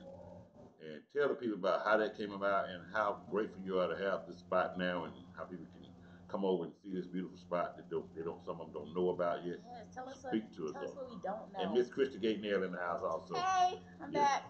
Yeah. Well, how it came about, Kevin really does try to give back to comedians, and it's the second year he did it. Last year, what he does is try to go through 3 different cities in the U.S. where he felt like it made an impact in his comedy life, and he tries to do shows, auditions to get people on his LOL network. And so last year he did the same thing. He was actually in town for that one, but his tour schedule has him out of town. But so he still sent his camera crew down, and they're basically looking for the next few comedians he can put on his LOL network for either 30-minute special or one of his little TV slots. Yeah. And I ain't no hater, even though I got here late and they told me I can't get on. I appreciate you throwing me on the list. You know what I mean? But I tried. Yeah. Now the new Uptown. Tell the people what they're missing out on if they hadn't come to the new Uptown yet. Well, this particular facility. And hold on a second, I gotta get on my crew over there. It's to sit down at Uptown. You gotta sit down and Uptown. I done told you I'm gonna find it in literally. You got Google, all you gotta do is try it. Google finish for you. You just gotta start. Just start. Google finish. Just put the tip in. Yeah. You so No, I Googled. It was whatever. Okay. But tell the people what they missing besides coming down here, seeing us. Tell them about the lounge and the chef you got, man. Tell them what you got going on. The venue in general it's a much bigger location. It's much a lot nicer all the way around. Beautiful. Our menu is expanded. We don't just have chicken wings. We've expanded to salmon and lamb chops and. I heard those were really good. Lamb chops are awesome. Yeah. Everything's good. The fish, the shrimp and grits. Shrimp and grits are banging. I challenge our shrimp and grits against anybody. Wow. Because they get their grits from a whole nother Indian. Then my brother had the lamb chops. I told him to save me one because I was about to run. By the time I got back, they were gone. Oh, yeah. He was like, those were good if you want to get some. They're gonna suck the bone off those lamb chops. They're really, really good. Yeah. But and talk about the talent that you're able to bring since you're in a newer spot, bigger spot. The name of the particular talent that you're looking for to bring the people in that they don't get anywhere else in town. We're looking for a combination of talent. We want to continue to keep our A-list comics coming. But we also want to make it open for the next big acts to come through. We try to make different time slots available for all the comedians. You know what I mean? So. But we have a lot of big artists coming. We have Mark Curry coming next week. We got George Wallace coming for Thanksgiving weekend. With J. Anthony Brown and the young lady with and the gospel singer. Right. So that's gonna be a really big show. Really cool. You pull that off. You pull that off quickly. That's gonna be yeah. We got DC Curry coming next month. TK Kirkland. For New Year's, we're gonna big New Year's Eve party here. DC was here hosting my birthday roast. If y'all missed it, you can go watch that too. Man, he got you too. Yeah, they did. Everybody got me. We had a good time. Yeah. But man, you bringing in the right talent, man. The grown folks want to see. You ain't got no young rowdy crowds. People, if you want to come down, have a good meal and a drink, and watch a quality comedy show, Uptown Comedy Corner is the place to do it. Right here, 397. In 397 Central Avenue. And tell them don't wait for the big acts. Don't wait for the big acts. Some of Do not wait for the big acts. Absolutely yes. hilarious. Esau McGraw this weekend. Missing out some great comedy. Esau McGraw this weekend is one of the funniest brothers in the world. Okay? If you don't come this weekend, you're going to miss a funny show. Matter of fact, do not wait for the big act. That's the problem with black people. Not black people, but comedy people. Here at the same level that the rest of us are starting at. Yeah, the people over there auditioning right now. The people over there auditioning right now will be a big act one day. And you want to see that growth. You want to see that process. You don't want to come when you done made it. And you want to see them grow. Ticket more expensive. Right. Ticket more expensive. Come down here Tuesday night. You see all the headliners in Atlanta for free. And all you got to do is eat, drink, and watch a great show. And also the rest of the week, you come down and see quality headliners. Like I say, you always got to late night on Friday. Late night on Friday, hosted by DeMarco and Christy Gatenell. right? Yeah. Yeah, we ain't gonna forget you. Okay. Man, I appreciate you, man, letting us do the show here, to sit down at Uptown. If it wasn't for you, we wouldn't be here. If it wasn't for you, I would be doing comedy night on Tuesdays for all these amateurs and all these professionals to come through and practice. So I thank you for that, my brother, and I thank you for what you're doing, your beautiful location. And everybody, come down and check out Uptown Comedy Corner. You got a lounge. You don't have to go to the comedy show. You don't have to go to the comedy show. Other side. Pool you can tables, watch the football games. They got sports. Yeah. They got everything but pole. strippers. Everything but strippers. They have the pole. No, the county won't let us do that. You just a nasty when we let it get do that. Hey. Just the pole you be dancing on. It's so nasty. You don't even want a whole pole. Who needs a whole pole? All right, man. There is a place very far from this world. And the only way you can get there is through music. And in a moment, you will be transported to this place. This music, you open a new dimension of lifestyle. Follow me. Welcome to my world. Target neutralized. Who did that track?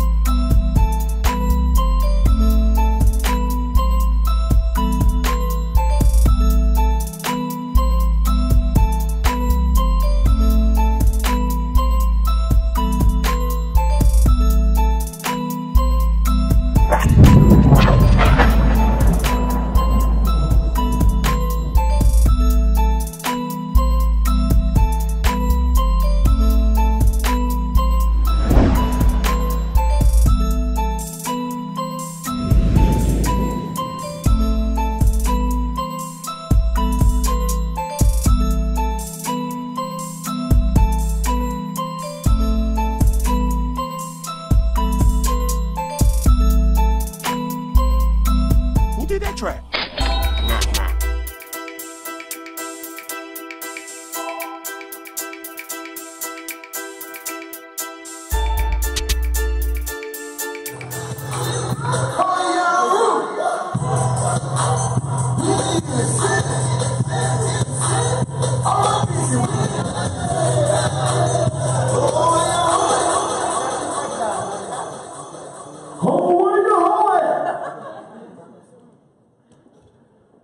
That's what that song say. You ain't never know this. I just about that Thursday. These niggas rapping about anything. Whole way you hold it. Damn. You know that one? Not this time. Just Jesus.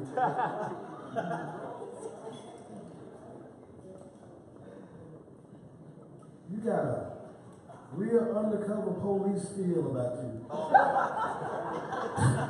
You know, Jesus. That's low. That's low. You too cool. You too call cool. me white, but don't call me a You up to something. He said, don't call me Popo. Ain't no pigs in the house. Ain't no pigs. Y'all just too damn cool. Let me borrow $100. He asked her, you have $100 on you? You like white friends, boy. He was gonna give it to me. I'll take a check. Y'all ready for the next meeting? Yeah. Y'all ready for the next meeting? Yeah. Give it up for Wellington. Give it up for Wellington who just left. Next meeting, my brother just said, y'all show a lot of love, man. It's not that many left, man. So we appreciate y'all, man, being patient. Show a lot of love and give it up for Skip.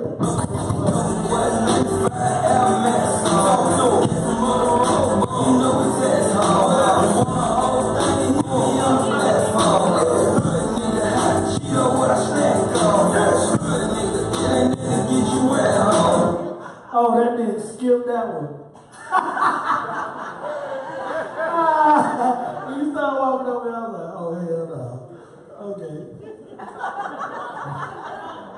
It's a crazy ass name here. I thought Skip was a comedian.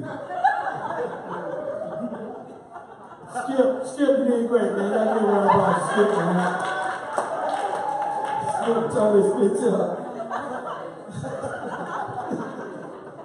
I ain't never did that. What the fuck is going on? All right. Next comedian I'm about to bring to the stage. Y'all give it up, big round of applause. Give it up for Go Back One. Shout out, love. Start clapping, man. Start clapping, start clapping. Give it up for Hollywood, y'all. Hollywood.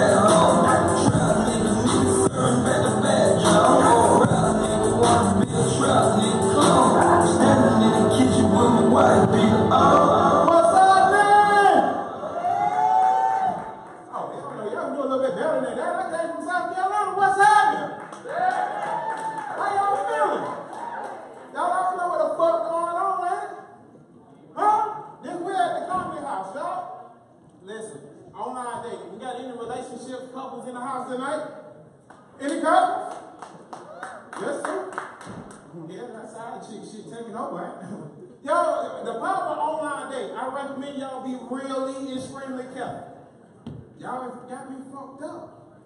The power, makeup, beautiful. Beautiful women make some noise. Beautiful women, that's all. Yeah, well, y'all, it was more than I counted. It was way more than I counted. Anyway, listen, the power of makeup, y'all, you can have a phenomenal woman or a ugly motherfucker. I'm let me tell y'all now. I'm online dating. I don't know if it's married or okay.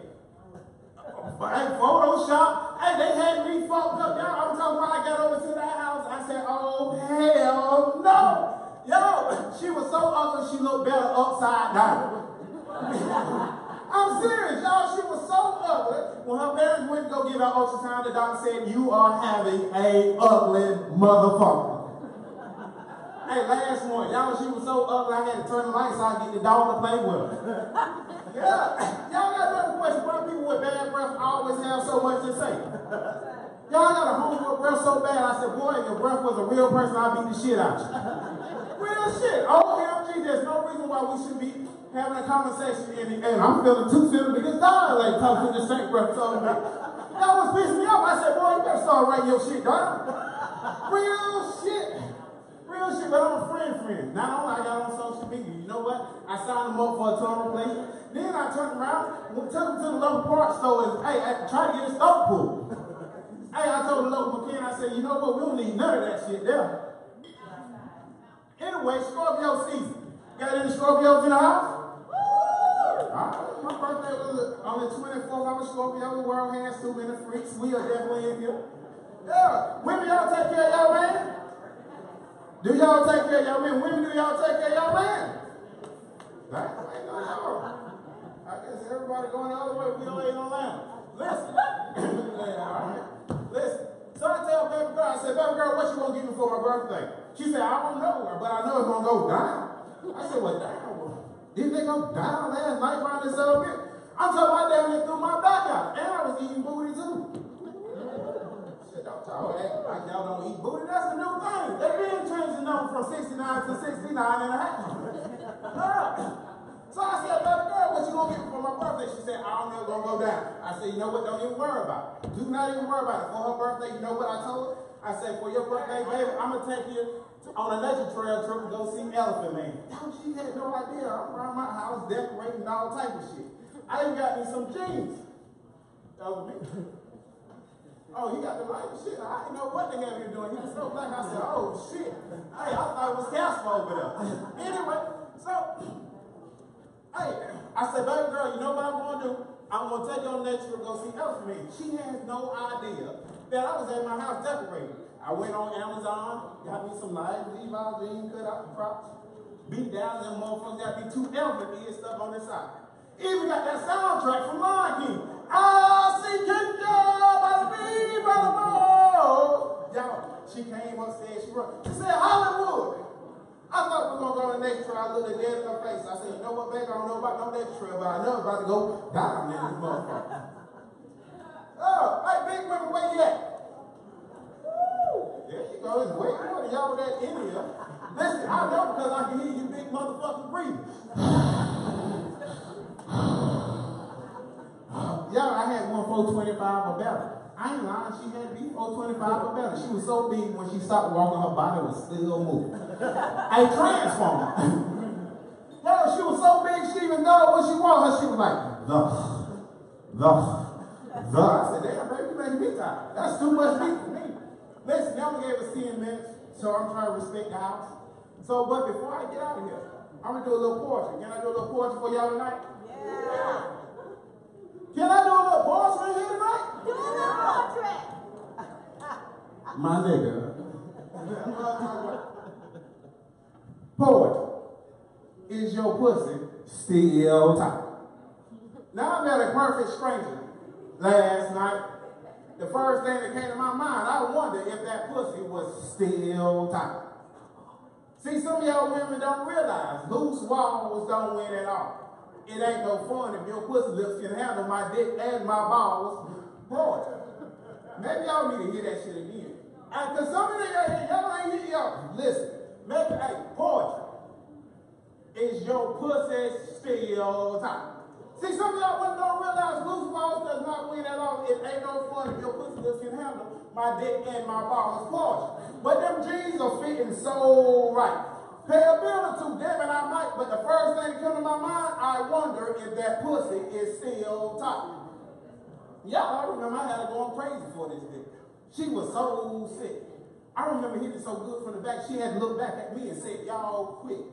Poetry. Something happened. Something said, Hollywood boy, open up your eyes. She done had 8 or 9 kids. There's no way that pussy could ever survive. Poetry. To that perfect stranger I met last night, I had one question. I wonder if that pussy was still tight. Y'all, I'm gonna be honest, her mouth was all right. Poetry. Y'all, I am comedian Shane Hollywood. Make sure y'all look me up on Christian Mingle as the real deal Mandingo. Damn right, bro. 4 a.m. I'm just getting started. For my birthday, I don't be a sport. Reminiscing about the trip playing the first card. My life changed when I had my first car. Got my first walk, $50 slab. The nigga looking at the big pussy you ever had. Cut from the different clothes, take prime results. Anytime you want to grip, provide the sauce. You on side the boss, time the boss.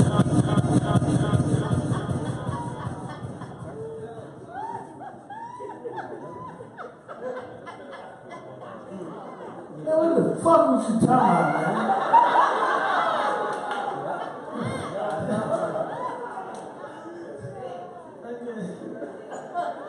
Y'all offered me $1 million to tell me what the fuck you was talking about. I wouldn't have that big.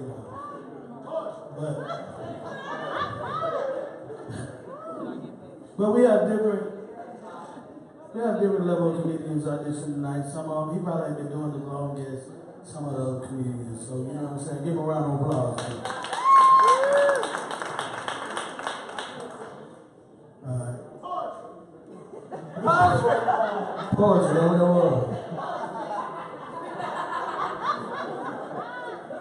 This shit didn't rhyme or nothing. This shit. He just said pussy 14 times. There's nothing rhyme, nigga. I'm gonna do a poem right quick. Everybody, come on.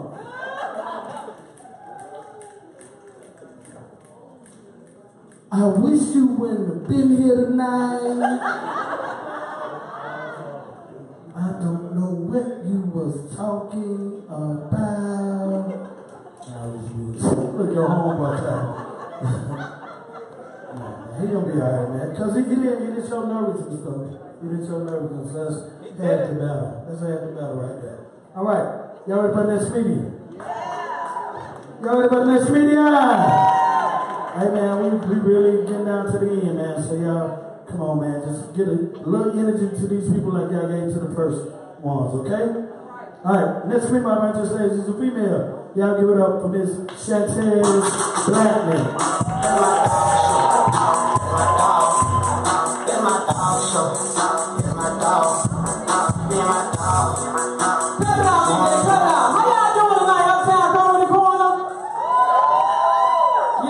I'm chilling another day, another dollar, same broke men trying to holler. What's up? It's hard out here. I'm not even gonna lie because I'm going through a lot of crazy phases. Like as y'all can hear, I got a heavy ass voice, and I'm originally from Mississippi. So it's crazy coming to Atlanta. This is a big city. Like I thought I was gonna come here and give me a nice little businessman or something. It's hard as hell for me, ladies. It's crazy. Like my voice gets so deep in the wintertime, it sounds like I haul chickens down 285 on Thursdays. It's horrible. My homegirl gonna tell me, said, you should have brought your own man from Mississippi. I said, why? She said, girl, Atlanta is different. I said, I already know about this gay stuff. You ain't got to tell me. She said, no, it's the numbers, that's the facts. I said, oh, really? She said, shit, girl, it's 20 women to one man and 10 niggas to 10 niggas. I said, what? You mean to tell me I gotta compete with grown-ass men in order for me to find a man? This is horrible. Sometimes don't let me mess around and my sinus acting up. Oh, ladies, it gets horrible. Like y'all saw how it was raining today. You get this a Netflix and chill night. Y'all here looking cute on your little dates and stuff. I can't do that. I gotta call myself just to hear what a man sound like. I got so lonely the other night. I called myself telling some. Hey girl, what you got on? You got on my favorite outfit. Hey, look out the window. Look out the window. I'm on my way. I'm finna ready to pull up. Put my shit in the microwave. I'm eating your ass tonight. Mess around and get butt booty naked, look out the window, now man show up. I said, God, I can't do this. I gotta go back home and get my meat. This is horrible. But like, ladies, I need y'all to embrace what the Lord has naturally blessed you with, though. Like, it's pros and cons to having this divorce. Don't get me wrong. Like, sometimes I like using when other men try to talk to me at the grocery store. Oh, baby, this is the best voice God has ever blessed me with. I was a Save-A-Lot the other day. This dude gonna say, hey, you shot it down there in the baby blue shirt. First of all, Georgia, I'm a grown-ass woman. I don't know what the fuck a shawty is, okay? I could have been Miss Lady. I could have been baby. I could have been anything. So he tell me something. I know you hear me. I said, yeah, I hear you, bro. He gonna say, all right, now, what's up? I said, nothing. He was like, fuck you too, then, ho. I turned around slow like this. I said, what? I got your hoe, cuz. What up, fool? What up? He dropped everything and took off. I said, I can get used to this shit. He probably thought I was a real shim. This all right with me. This is all right. It's crazy living in this big city. I can go back home to Mississippi with this deep-ass short jock voice and find me a nice dark-skinned man that work for the city. Give me a nice little man. Go back with this thick-ass mustache. I done moved to Atlanta. You bitches got me getting my mustache threaded on Fridays on payday. This is too much for me. This is not will come with all these goddamn things that you have to do, all these priorities. Like I got about 3 more hours before my eyebrows expire. I ain't got time for this shit. I'm too grown for this. I'm too grown. I'm going back home once I get done with this comedy shit. Once I retire, I'm going back home. Like I want my man so country, bitch, he got a straw in his mouth from a broom. That's how country I want my man. People don't understand that. I attract a lot of light-skinned men for some odd reason, and I love them, don't get me wrong. But my voice is too goddamn demanding for a light-skinned man. They can't handle this. They cannot handle it. Like, girl, I want my man so chocolate. His real name DeAndre, and they call a nigga Blue in the Hood. That's how dark I want my man. Look at the white people laughing. That's tartar black, the same color as the road out there, nigga. That's that color. It's real talk. It's too much. It's too many different priorities. I tried living in LA for 2 months. I couldn't do this shit. They tried to tell me a studio apartment cost $1,700. No ma'am. Bitch, that's 3 cows back home in a cornfield. What the fuck is you talking about? $1,700. I can't do that. No, I can't do that. It's too much. I'm going back and I'm about me some land for about $500. Fuck you city niggas. I'm not doing it. I can't do that. Like my town's so small, it's called Yazoo City, Mississippi. The town's so small, the same man that's pulling you over is your son's school teacher. You don't know whether or not to call this man Mr. Brown and officer Officer Brown. You like, hold on now, Mr. Brown. Officer Brown, hold on now. You just want my kid today in math. Come on now. We can't do this. I love home. Miss home. I'll tell you one thing I don't miss. I ain't gonna miss this goddamn summertime. I'm so happy the winter is here. Y'all don't understand. Any plus size women here, Lane Bryant shoppers, Ashley Stewart shoppers. Y'all gonna feel what I'm saying. I don't know about any other woman here, but my titties so big, they sweat like a loaf of bread that been sitting in the car goddamn day during the summertime. It's hard. It's hard. And men don't understand what we go through. Titties sweat bad. You know you got big titties, and when they sweat, you gotta put calamine lotion in it. If you old school, you walk around with pink titties for 4 goddamn days. If you're really tired of the itchiness, you put Gold Bond powder in and suck up the moisture. Baby powder if you want to be a cheap hoe, baby powder. And if you real old school, you need to go to the kitchen that you'll use baking soda or flour. Half of y'all don't know, y'all some city whores. That's that Mississippi shit right there. He was like, you can use flour to put in your titties, I ain't know that. Yes. Men don't understand what we go through. Big bras. That's why I can't date a man with titties. It's exclusive problems. Bras. What's up, man? It's Bo P, man. We're back here to sit down at Uptown, as we always do. We interview nothing but the best talent in town. My man B Tuck's in here with me. He's auditioning tonight for the Kevin Hart Heart of the City competition. Sitting next to me, man, is incredible. K Impeccable. K Impeccable. I knew it was something incredible. It's okay. Look, I'm just hanging out. I just dropped in. Yeah, I was going to the bathroom. I know, and I called him. You said we live over here, so you know, man. Well, we had to put you on TV, boy. You got that shiny stuff on your shirt. So this is called Chronos Christ. Chronos Christ. Chronos Christ. Chronos Christ. Chronos Christ. See, I'm learning something every day. That's the royal family. The royal family? Really? Anybody can be in the royal family. For real? If you know God. Okay. There you go. We ain't talking about Queen, yeah. No, we talking about wealth. We talking about a wealth mentality. Yes. It's a mindset. Okay. I feel rich already. It's a poverty mindset or a royalty mindset. I feel my money growing in my pockets. I think it's gonna grow. Yes, sir. So B Tuck, I know you got to run an audition. Oh man. Tell the people about yourself, man, and what you doing up here tonight. How you feeling about your audition? Oh man, I'm feeling real good about the audition, man. I came in here, they actually got me going last. That's a good thing. It is a real good thing. They remember the first, middle, and the last. They do. Yeah. You're right. I ain't going at all. They told me I was late. Too old. Oh, no, you never too old. You an OG. No, you your OG. I'm going to take your young ass outside and roll you. They need to give you your own. They need to give you your own shit. That's what I'm trying to tell you. That's true too. They need to give you your own shit. I agree with that. I ain't gonna roll. They ain't got time to be auditioning without young ass. Fuck that. Don't do her like that. Thank you for that, B-Tuck. Hey, you remember the first time I formally met you, Bo P? I knew who you were, but the first time I formally met you, you had like some white pants on. And some white shoes. I had to take you out. You watching me too close, nigga. I was drawing the shit out your ass. Yeah, you watching me little too close. I was like, why you got all this white on, man? Did you see my G-string? No, I didn't know that part. I wear G-string every night while I'm a girl. Oh my God. Well, you see me at first of all. Hey, we was at Cat's Cafe. Oh, I wasn't in no G-string over there. That's Tip the Pete model. Nigga, I had long johns. I had a cup on. I had a cup on. Yeah, me too. That's why you recognize me. I had a helmet on too. Oh, we got him, man. I got my best jacket on. Yeah. We doing nothing. Well, man, go in there and kill him dead.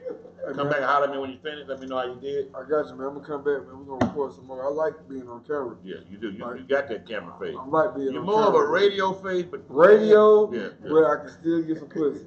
Like when they see me, they're like, I guess I still will fucking fat. I think they rather hear you than they can hear me, bro. Like I'm saying, they gonna love me though. Yeah. When they finally see me. But the brother funny, man. Y'all ever see? Tell them how to find you, B-Tuck.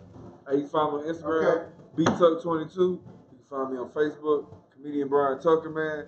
I appreciate y'all up here at the Uptown. Was it Uptown? Anytime, what you call it? Sit down at Uptown. Uptown, sit down. No, sit down. Sit down at Uptown. Yeah. How often you do this? Every chance we get to sit down. Well, you need to get my phone number and text me. Yeah, we do it Tuesday through Friday. Cause we can do both people talk. Yeah. Come on and holler at me. I'm talking about people. Yeah. We're working on it. That sounds like Huckleberry Finn or something. But anyway, we'll work it out. Appreciate you. Hey, man, y'all keep on supporting this, man. A lot of y'all ladies feel like y'all don't know. You've been married to a man 20 years and you don't know he gay. How? How? All you gotta do is take your man to A chicken wing place, he gonna let you know if he gay.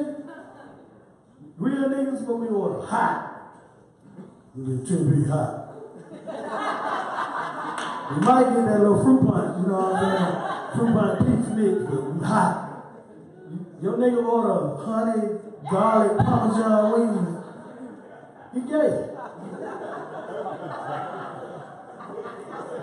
And you know how you tell him he real gay? If he said all flats. Let me get all flats. I pass the all flats. Yeah, he's super gay. If that nigga said cook hard, he'll turn his back. Let me get him cook hard. Honey, garlic, parmesan, with lemon pepper sprinkle. You still getting no sprinkles, nigga. Alright, next week on my virtual stage, man, y'all show a lot of love. See him on Wildin' Out every night, man. Doing this thing all around the country. Funny as hell. Give it up for Darren Brand.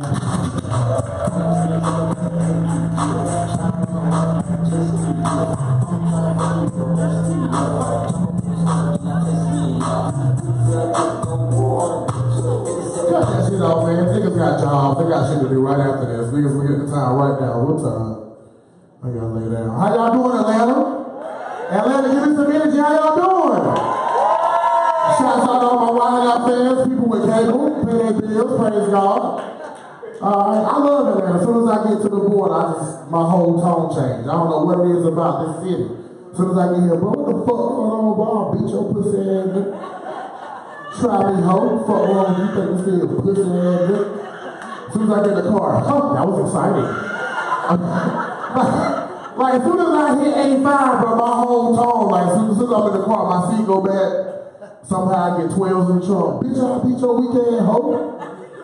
I'll be in the store. Let me get a goddamn size 13, bitch. As soon as I get in the car, I'm like, they have my size. Ain't it a blessing? Ain't it a blessing? Is there any parents in the building? Parents out here? Parents? Look at y'all. Let the kids at home happy as fuck. Fuck them kids, bitch. We free, bitch. I got free show tickets, bitch. Get a babysitter. Fuck them badass. All you have to do is show up. I fuck with parents because y'all still nasty as hell. Parents, ain't you nasty? You still find ways to get it in, don't you? Y'all will fuck with your child still up. Y'all will still squeezing the nut. Your child in the other room watching Paw Patrol. He tearing that pussy up quiet. Shut up for the kids. Shut the hell up for the kids. Fellas, you'll be in that thing and you hear something but you don't pull out. You're like, you better shut up.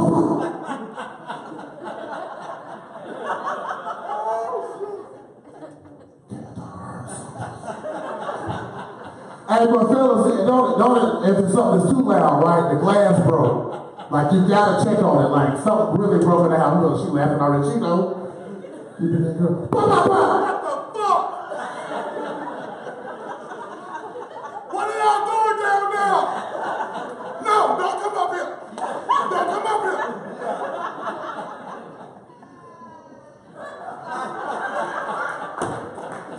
Cause you gotta warm that pussy back up, amen. Got to warm that thing back up. Now come on, we got to be adults about this shit. I fuck with y'all. I can tell this is the type of crowd. They got a secret place they shit at work. I can tell by y'all outfits at your job. It's a secret place you shit. It's on the 3rd floor by elevator. Only 4 co-workers know about it. You be in the morning, where you going? Bitch, to the spot. Shut up. You got magazines, incense. Black people, let me tell you something right now. Stop drinking coffee. Stop. My 2 white folks, they good. We not built like that. Our stomach. You know if you have coffee at 8 o'clock before you start your shift, you shitting by 10:02. Y'all know that. And our dumb ass to sit in the drive-thru, knowing we not gonna have, we know we're not supposed to have it. Like, I just need a little pick me up. Large. 10:02. Where you at? Bathroom, going to work.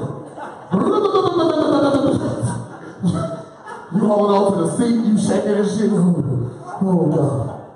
So when somebody walk in, what you do? Lock in. You don't want them to know that was you shitting like that. So soon as they come in the water, wash their hands.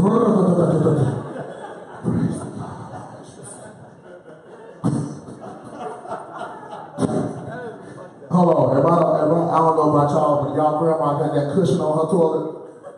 You gotta sink it to your shit. It's a little.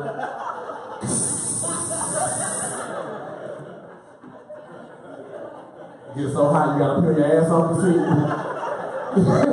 You be in the bathroom, Jesus Christ. Oh. Ooh, Lord, you gotta wipe your ass before your ass. Hold on. Y'all ever take it? You ever sit down, take a shit, forgot your cell phone? Cause you know that's when we check everything. You did shit 20 minutes ago. You done sit there, you done pay some bills, trading stock, check ESPN. You done said something on your leg numb.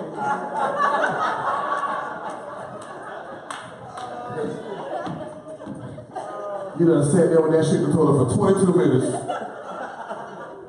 But if you sit down and forget your cell phone, let me tell you something, white folks, I like that y'all in here, we're gonna learn you something. Black people shit naked, okay? Don't know about y'all, but we like to be free, okay? But we keep our socks on because we don't trust anybody's floors. Okay, we like to be free. You done sat down, you done.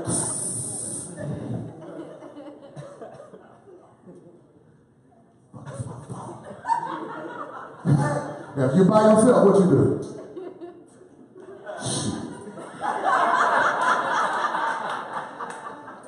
Okay, we all dancing. You dropping shit particles all through your house just so you can be on the internet. Okay, I'll fuck with it. What's the age group here? What's the age group? Is it in the 80s, babies? People born in the 80s? 80s? We the best, bitch. Fuck everybody. We survive everything. Fuck y'all. What you say? Oh, gang. Hell yeah. What the fuck going on? What the fuck goddamn beat your pussy ass hoe? 80s, 90s, 90s in here? Shut up, nobody respect y'all. Go ahead, shut up. Why did you even make noise? You was born with Wi-Fi and cell phone minutes. Shut up. They didn't have no real ass struggle. If they get their ass whooped, they got a line service they can call for help. They get their mama kick the fuck out. Fuck you, mama. We just 80s babies ain't have shit. We still traumatized. You ever got hit so hard you see them little stars?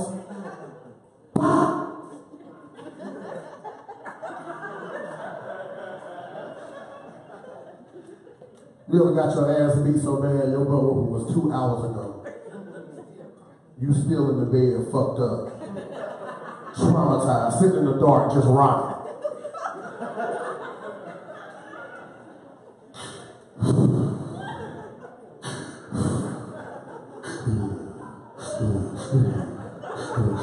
You know, he hit 3 in a row. Shut up in there! I won't say nothing. I hate you. I wish you would die. What's up, man? We back here, man. Sit down at Uptown. Sheree and Bo P always in the house. And tonight I got with me a very funny female comedian. If you've never seen her before, Kiara Dion. Am I saying that right? Kiara. Everybody got that. Kiara Dion. Kiara Dion. C-A-R. I am bad with names, man. I gotta get better with these names, with you. Cause Kiara Dion. You called the other day, dude, like goddamn serial number or something. You fucked his name all up. Hey man, like, that was not even my name. But look. Don't what they said. Them old people said, don't charge it to my heart, charge it to my mind. Yeah, whatever. Yeah, charge it to my mind. But what's up with you, man? Did you get on the audition tonight? No, I didn't. Don't feel bad. I didn't either. They ain't fucking with us. No, I was late, running in traffic. I ain't mad at them. They got a lot of comics, do their thing, but they still ain't gonna find a Bo P, But they're gonna find some other funny comics. That's great, but they ain't gonna find Kiara Dion. Well, Kiara Dion. They gonna find no Kiara, Sierra, or Diara.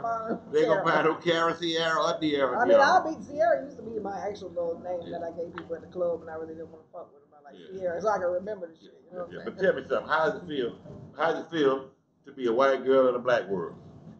Well, I'm transracial. You getting out the dick, ain't you? Oh, you transracial? You getting out the dick, ain't you? You ain't transracial. You getting a lot of black Yeah, I'm sick of these white bitches calling the police on people and stuff because if y'all fuck up these black dudes, How much black I'm people gonna have you have had? a problem.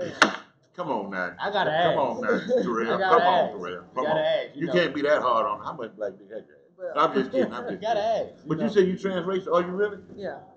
I grew up black. I mean, But are you black? One of your parents is black. No, I'm transracial, just like transgender. Was he born with a pussy? No, but now he's a bitch. yeah. What's this transracial? Where did this transracial? You know, transformer. You got a wee too. You gotta ask questions. So you down with brothers? Is what you're saying? Yeah.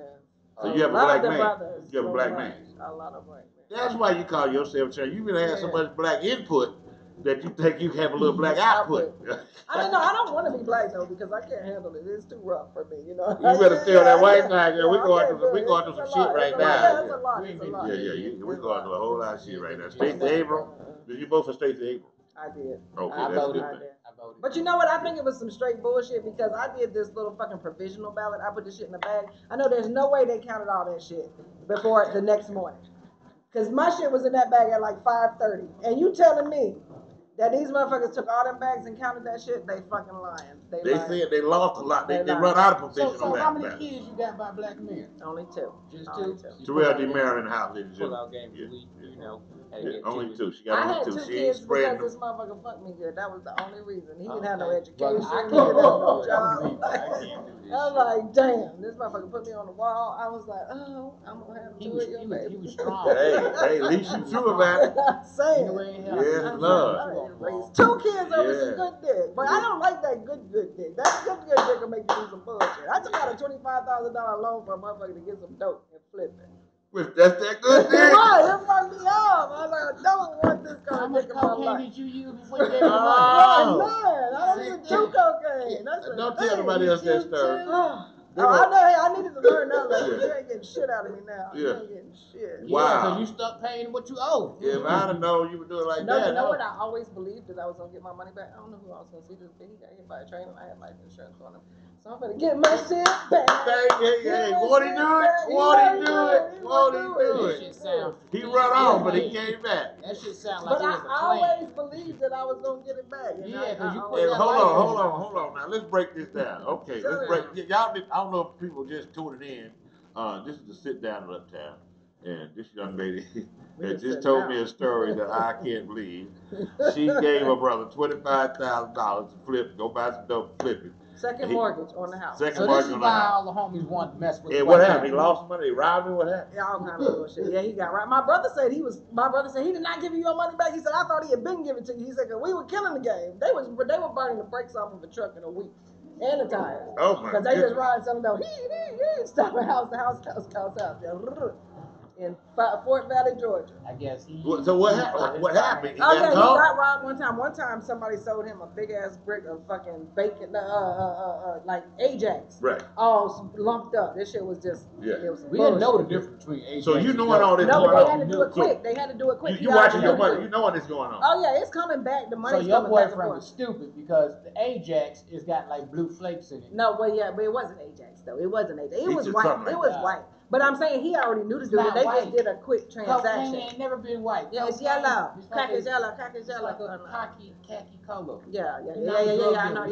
Hey, I used to cut it up, put it in a little sacks when we used to. Y'all teaching me something. I mean, There's two different types of heroin. You got the brown sugar heroin. We sold the nickels and the dimes.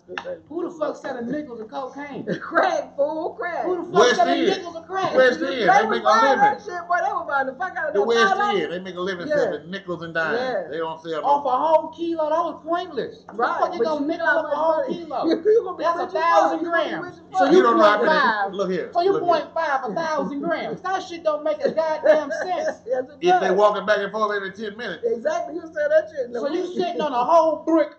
No bigger than a goddamn.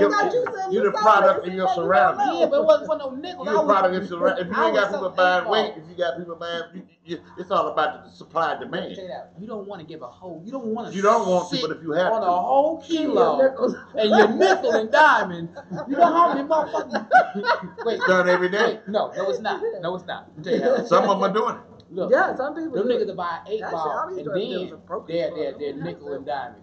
But if you go ahead and buy a whole kilo, you can supply 2-3 neighborhoods with that 1 kilo. Yeah. So you can break that brick off into the 3 decimals, bing, bing, bing, and hand to that side, hand to And that you selling side, it in the and black hand to that neighborhood side. too. And then you over here, you get a whole Talking about fucking vote Bible, Stacey and you Abrams. break it down to Fucking up the goddamn neighborhood. .5s. Are you serious? For nickels? Are you serious? Well, some of them don't know the game So that nigga, you well. going to jail, you about to get 100 years for $10. Exactly. Right. That's why they overcrowded now.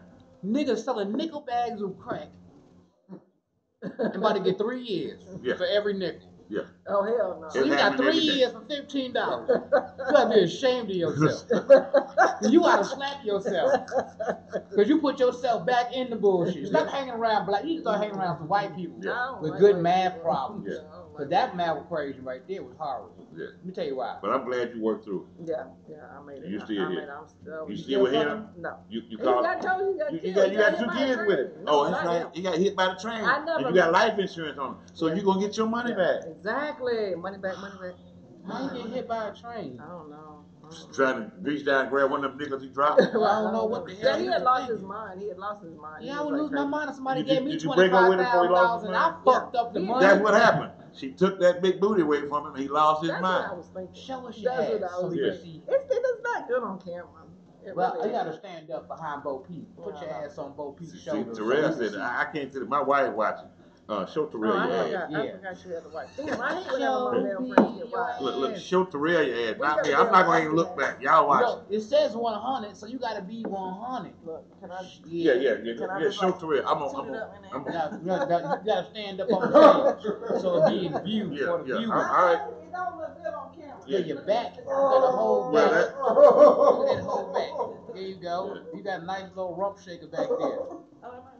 Your stomach and your ass is a mix. It's a mix, like a Twix mix. All in the mix. You got to snick about it. Okay, you done enough. My wife may be watching. Come on down. Calm down. And see, that's how you keep up with these niggas that be asking for shit. That's how you got that last nigga. You want to borrow something? Let me flip that. I'm trying to help you out. Okay. All right. I don't want to be like Smoke and be done fell under the goddamn. You gonna fall on your titties? You gonna be alright. I know I gotta pick them bitches up, put them back. Ladies and gentlemen, this is what we do here to sit down in Uptown. It's raw, it's uncut, it's unscripted. Yeah, you need to start wearing condoms, man. You can't go raw no more. You had 2 bad equations. Yeah. I don't want no more babies. Fuck them kids. I can't stand kids. I'm just making sure you pull out damn strong. Yeah. I use magnums. I got Plan B. I'm gonna get a magnum tattoo on my neck. Terrell, did you get a go up tonight? Yeah, I did, and I fumbled. Ooh. Why? Because what? You put me first. Oh, you went up first. Yeah. Because you didn't have your mohawk out. Nah. Open your legs. But let's talk about let's talk about the experience of auditioning. A lot of people don't know it's hard to audition. It's easy when you go on stage, you don't have that kind of pressure. But when you audition, your mind is going, what do they want to see? Yeah. What do they want to hear? What am I, what are they looking for? And this is all going on in your head. When most of the time I would tell people, if you're doing an audition, just be who you are and be what you are and who you are, because that's all you can do. It don't feel real audition. If you try to be something other than that, it's going to show. Auditions is awesome because it gives you a chance to do stuff that you normally wouldn't do, and you can't lose something that you never had. So it is what it is. So whether I get picked, but brother, you're a talented brother. I'm still gonna be on McDaniel Street cooking chicken, flipping birds. Would you be on a barbecue pit? Who walks around with a brush? With hair still in it. Hold on, wait. Let me break this down to you. Yeah. I like to be a part of the prestige. So I take care of myself. Just like another brother go get his hair cut and he walk around with his brush to brush his waves, I walk around with my hair to brush my hair so my hair can keep the body in balance that it possesses. See, bald head niggas be mad because they always go back in the days when they had hair but lost it. See, your hair is a lost cause. So you lose your hair, you lose your strength. And right now you ain't got enough strength to be talking shit to me about my hair. See, your hairline is made out of graham cracker dust, and you mad at me. And half the women that you have dealt with in the past, hair has never been this lavish. You see this? This hair comes with good credit. This credit. That's that Cat Williams shit. No, it's not. This is Terrell DeMaro. Cat Williams is bald up here. He has a round cul-de-sac. I know. I don't know why one didn't go in on You his better be ass. careful talking about crack, about cat now. About crack? Crack cat. Nah, cat. I'm Cool. sorry. Cat cool. But at the end of the day, I don't like. That's like a woman saying, "Oh, you trying to be like somebody else," and then I look at the woman and go, "You trying to be like Martha? Who the hell is Martha? The same bitch with the same hairstyle. Bitch, what the fuck you mean? Be who you are. Be who I am. I mean, don't want to compare me to nobody. You know why? Cause my shit is bad. Half of y'all hoes, your hair don't even move like this. Take your hat off. Let's see if it moves like this. What's up under there, Bo P? What's underneath your head? Take your hat off. Glue. I ain't got no way. Tracks. My shit. That's yours. I hope this nigga ain't got that tracks. period red. I hope this nigga ain't got tracks Ain't under no there. tracks in here. This is all I'm me. not gonna check it, but I hope it ain't no tracks under there. I see you got some grays in there. I see you dyed your grave that period red. Let the Lord use you. Oh. Covered in the blood of Jesus. Somehow your hair flipped. You need to lay it down. When he said that, it flipped on his own when he said that. No, I did that. Oh, you did that? I snatched it up to show him it wasn't red. I don't give a fuck because my She shit got lay clips right in the it to fuck hold back. it down. You know, I be knowing about the hair stuff. And why all women hairstyles sound like... I can't let you come in here, dog. I'm not going to talk about it. No, I just want to know. That I just weekend want to talk shit about he said. No, check it out, right? Like that nigga you gave 25,000 to. That was weak as fuck. But hey, you got a strong background. Now check it out. Look. Why all you women hairstyles be sounding like broken relationships? Like, let me get a lace front with a closure piece. Bitch, you ain't have closure? You don't get it? Gotta be a woman. Yeah, I didn't get. You got it. Yeah, I got it. The closure piece. What's a close? Is that Because you something? got to close the shit in the front. Exactly. Oh, it's like a Parallel Ziploc in their bag. It's like a Ziploc bag. You got to zip the front. Just like the women walk around with invisible parts, like their baby daddy. Yeah. But hey, man, we hanging out with Terrell D. Man, Cara Dion right here to sit down at Uptown. We'll be right back with some more special guests right here at Uptown tonight. I'm a little high. I just started stabbing man. I don't even know how many times I stabbed man, but he just kept going, enough.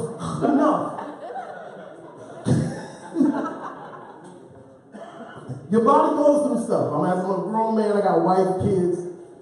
Your body goes through stuff that you got to take care of. I realized today I'm old enough to sit down and pee. I ain't even standing no more. Cats and standing peeing, you wasting a lot of fucking time. At a certain age, the shit is coming, so you might as well just stay there, kick your shoes off, watching Game of Thrones. If you know what I know. The body tells you shit. Like, I'm to the point now, and this is some shit that I'm dealing with now, because kids are crazy. I got a 20-year-old daughter. This is her thing now. I don't know what I am sexually. She's like, I don't know if I like men or women. And as a father, I'm like, I don't give a fuck. I need you to make some money. I don't care what you do with your vagina, little girl. I really don't. Like, if you feeling manly today, we out here doing the hedges and putting down some mulch. If you feel womanly today, my wife needs you to vacuum, maybe do some dishes, maybe put some sheets on the bed or some shit like that. I don't give a shit. These kids think we give a shit. We need more me-moms. We need me-moms where you can drop them off, swipe a card, and he come out. After he did some shit, he she's standing there with a cigarette going, he gonna be okay. He gonna be okay. Don't worry about him. I tell people all the time, what you wanna do with people in relationships, make sure you take care of your mate. It's the most important thing. Most dudes don't take care of their bodies, they don't stretch, they don't hydrate. Women are always prepared. Women don't give a shit about what we do. You ever watch a woman take a shower? Huh? She's all into it. She got music. It's all in me. She don't give a shit about you. You've been there watching, trying to get yourself started. She don't give a shit. You know why? Because I watched my woman too long. She got her leg up. You ever see this shit? She get her leg up, kick that other leg back like a kicker, and she grabbed that sponge and she starts scrubbing, looking like Smeagol from Lord of the Rings. And she hold that shit to the light. You freaking out like, you gonna go to Home Depot? Trying to get off gas. She's like, come here, I'm gonna put it on your face. No, you're not. She's met our damn deductible. You ain't gonna put nothing on my face. It was one of them days my wife had stretched high, but she was ready. She come busting out like she gonna run and jump on me. Who the fuck runs and jump on people on a Wednesday? Ain't no shit we do on Wednesdays. And then she had 4 or 5 different smells on her from Bath and Body Works. I'm like, I got asthma. That's too many smells. She like catch me. She started running, looking at her. I'm looking at her like she gonna run and jump on me. And my mind was like, you saw me sit down and pee.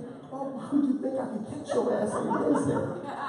She was moving so fast, I was gonna move, I promise you I was gonna catch her, because you can't run away like you're too heavy. No. I stood there was wondering how I'm gonna knock this bitch out before she gets to me. The closer she got, I was like, nah, just move, let her hit the dresser, knock her ass out, jump on top of her.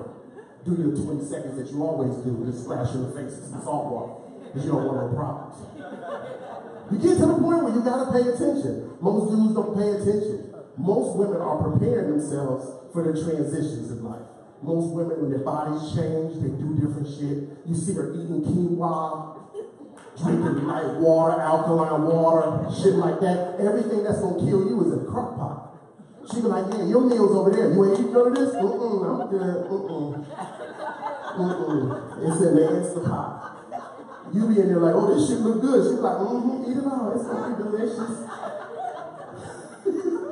She is telling you, it's crazy. Like one time I told my wife, I was like, look, I ain't trying to have sex every night. It's too, we need to shoot odds and even. Somebody get on top and do some of this other work. I can't keep doing this. I got a bad knee, I got shit going on I gotta pay attention to. I was fucking trying me over $1 thing. You know what I'm saying? Shit like hard already. And I'm under the weather, so I'm snapping on motherfuckers. We live. Okay. So we live right now. We live. Yeah. All right, so we live at Uptown, man. My dude was going off right there. Yeah, we live. We live right here. All right, put it right here. All right, we live. All right, we live at Uptown, man. So this your host Hurricane Andrew. Thank y'all for joining us. We live right here, man, with none other than comedian Wake Ball and comedian Corey Crenshaw. What's up, fellas? What's good in the hood? Oh man, working. You know, this the little home. I'm around the corner, so I'm here all the time. My next show is on the 6th of December. Who on the show? Matter of fact, you on the show. That's right. Guest appearance from Mr. Hurricane Andrew. November we got 6th. a whole lineup, man. Headliner Marvin Hunter, Sweet Baby Keita featuring Dr. Foolish on the feature, Miss Anita on there. It's always live music and comedy. I don't know if you've been to some of them shows. You gonna go Nah, listen, this is my first one coming to it, man. That same show I asked you about last week, right?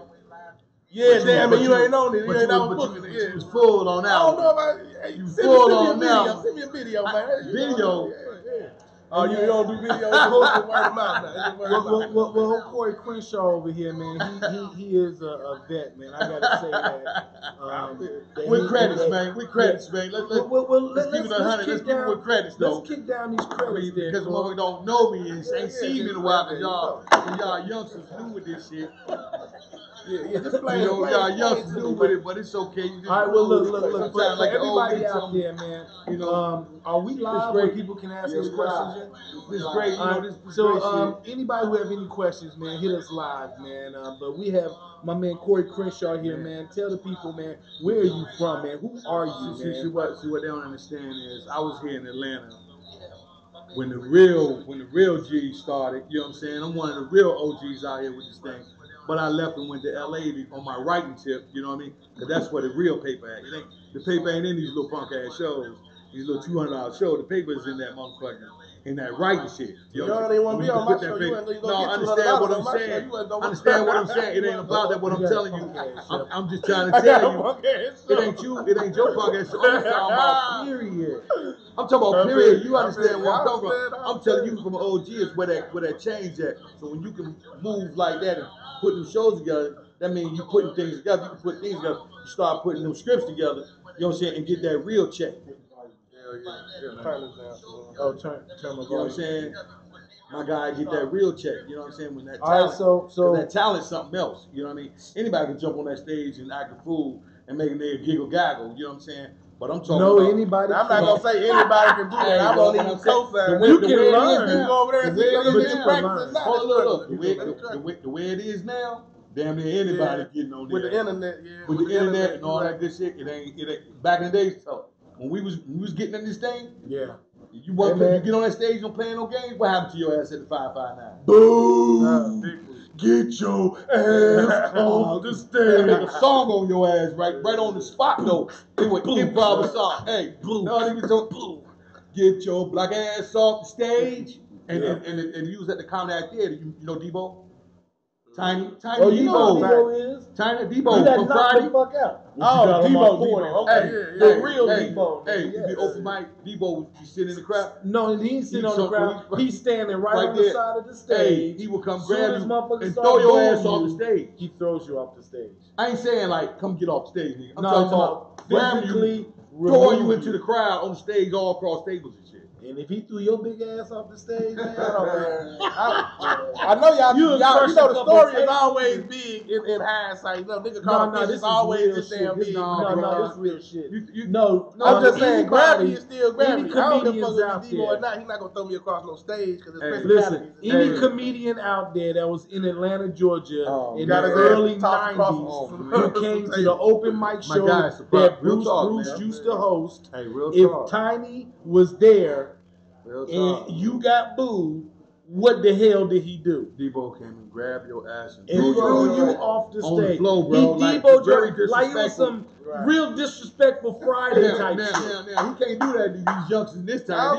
These motherfuckers show it's a whole different ball game. You can't just scare no nigga because you're big now. No, it's not happening. It's not happening. You was already scared when you walk into the comedy act joint because it's already off the chain. It's off the chain. And then as you walking, you seeing everybody else get booed. It's open mic night. The only person they love is Bruce. That's it. It's open. He the only one.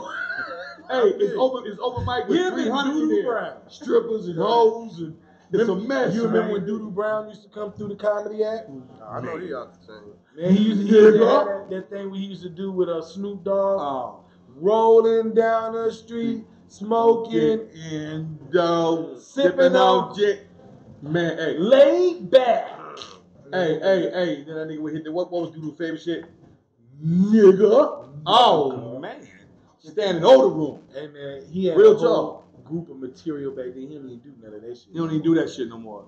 That nigga, the David Koresh shit. Some motherfuckers thought David Koresh was Jesus. And said, no, they was wrong. Because David Koresh was wearing glasses. Man. Nigga, my Jesus can see. Hey. Nigga. Doodoo Brown, to me, is one of the funniest comedians in this fucking world, man. That brother, man, I seen that brother, man, like, light the shit up. The Slit Small Liquor Bull contest. He came in fucking late. He walked in that motherfucker when everybody was talking and having conversations and was like, nah, nigga, just bring me on. That nigga went onto the stage and broke that shit down. Oh, shut the fuck up, nigga. And it was a rap. The whole crowd, he made everybody stand up and do it with the same, nigga. Oh, man. I've never seen anything like it. That shit made me fall in love with comedy. That shit Doodoo was doing was like, that's that shit. That's why when I did the comedy shit and I did that, beat that ass. You know what I'm saying? Because you want to get the crowd into what you're doing. You know what I'm saying? How you get paid doing this? Because it ain't about being funny. That's what being funny ain't what you paid. These jokes here. Okay, so now it's back to when I said these punk ass shows, though. I'm telling you. So it's about that pen and paper, that writing. The biggest thing is for me is you're a young cat. You know what I'm saying? I know I'm 52. You 52? I just got baby skin, nigga. For real. Damn, nigga, you was not. No. Goddamn 52, nigga. You playing, nigga. You must have been locked up 42 years. I know black don't crack, nigga, but do being. Hey, a nigga don't come out looking that young. Hey, a nigga don't come out looking that young at 52 unless he been locked up for 35. Right. Ain't seen no daylight. Right. Ain't that nigga preserved. Right. That nigga preserved. You know what I'm saying? All right, man. So he talking about how you get paid. Now, there's different levels of how you get paid. You talking about getting paid enough to survive as a stand-up comedian, doing shows around the country, or you talking about as a sensation stand-up artist, actor? I'd probably be happy with, say, a couple $100,000. Okay. A year. I think that would be manageable. You can do that right now. Yeah. But you got to get up off your ass, do the too short shit, and get you some weight ball weights. Nigga, have some.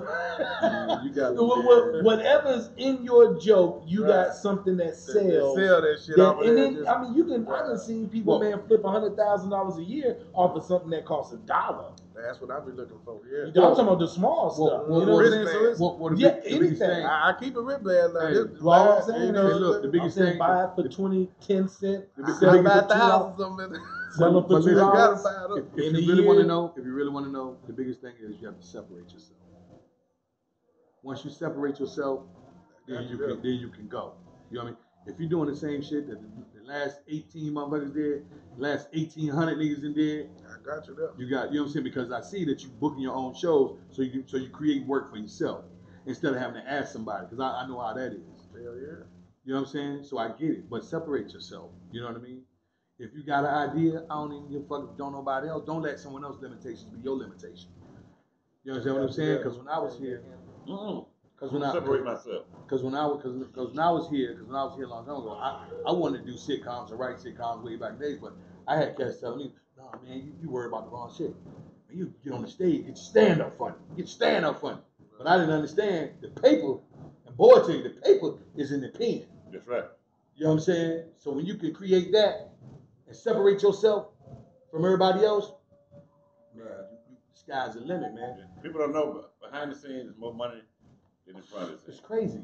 You got weird nerd niggas walking around that wrote them shit, nigga. Yeah. That's sitting off on 500,000. Yeah.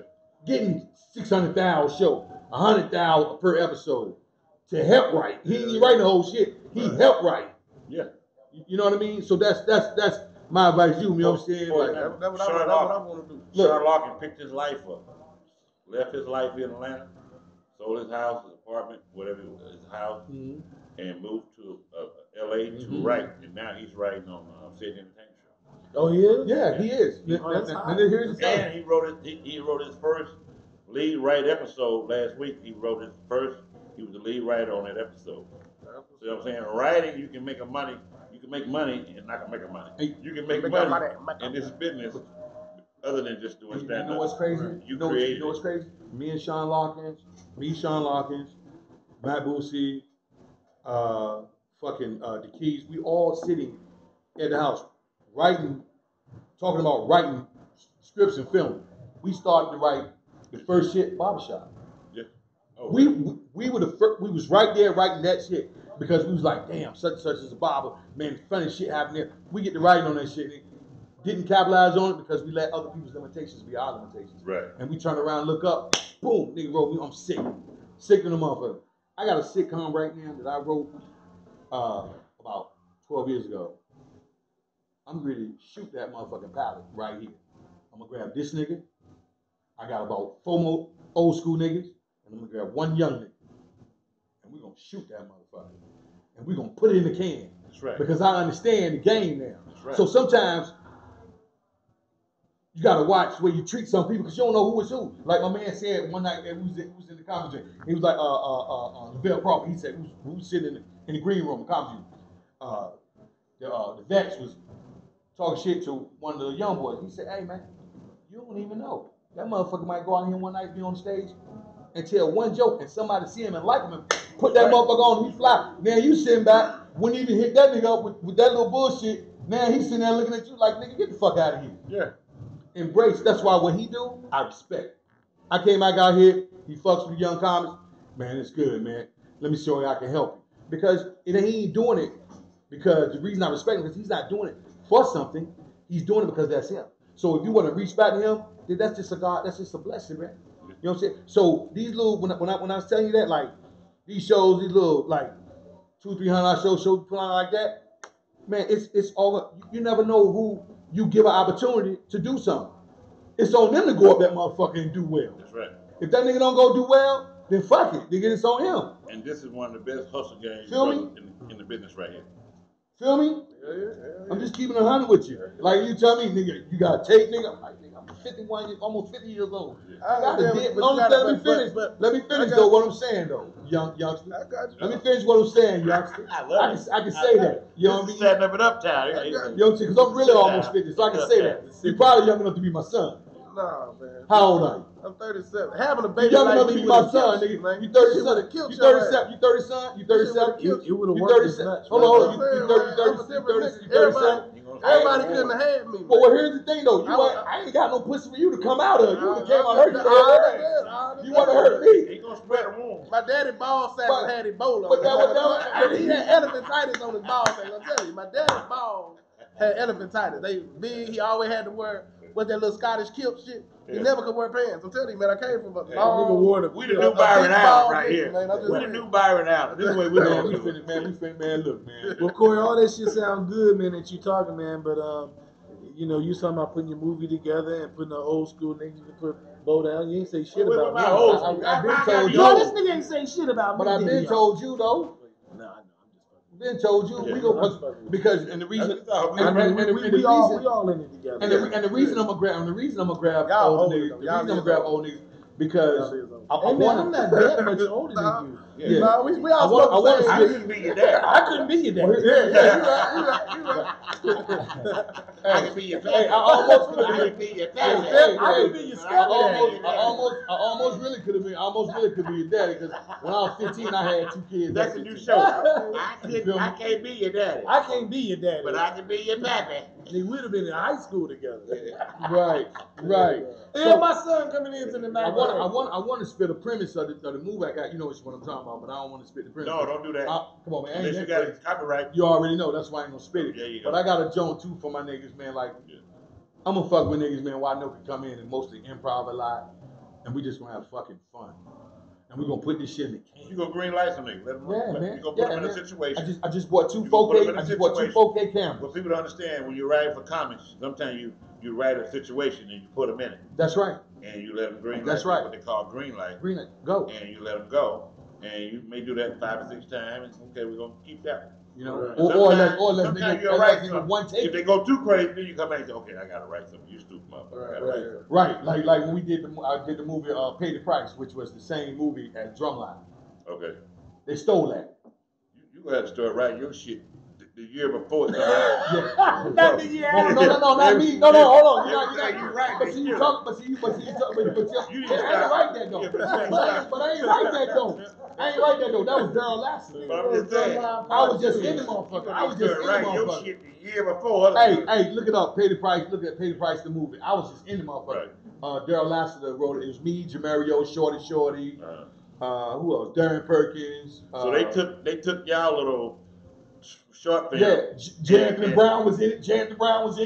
In y'all film? In our film. Let me tell you what the drumline. Yeah, nigga. Oh, and he was on Tom Joyner Morning Show. That's why they got him. Somebody should have sued these niggas, man. There was a lawsuit in. He told me he did nothing, but he got something though. Pretty much. You know what I'm saying? If you write, ladies and gentlemen, if you write a script, make sure you do it through the Writers Guild. Absolutely, right there on Fairfield Avenue in LA. If anybody come out with a concept even close to yours, smash it. You're gonna get paid. They gotta pay. People don't realize you talk to us like this, talk to people like this, tell about your story. You don't know who's listening. Yeah, that's why I shall not ever. I know better. Who's running right to the copyright place and say, back in the day, you used to write a storyline in a concept and mail it to yourself.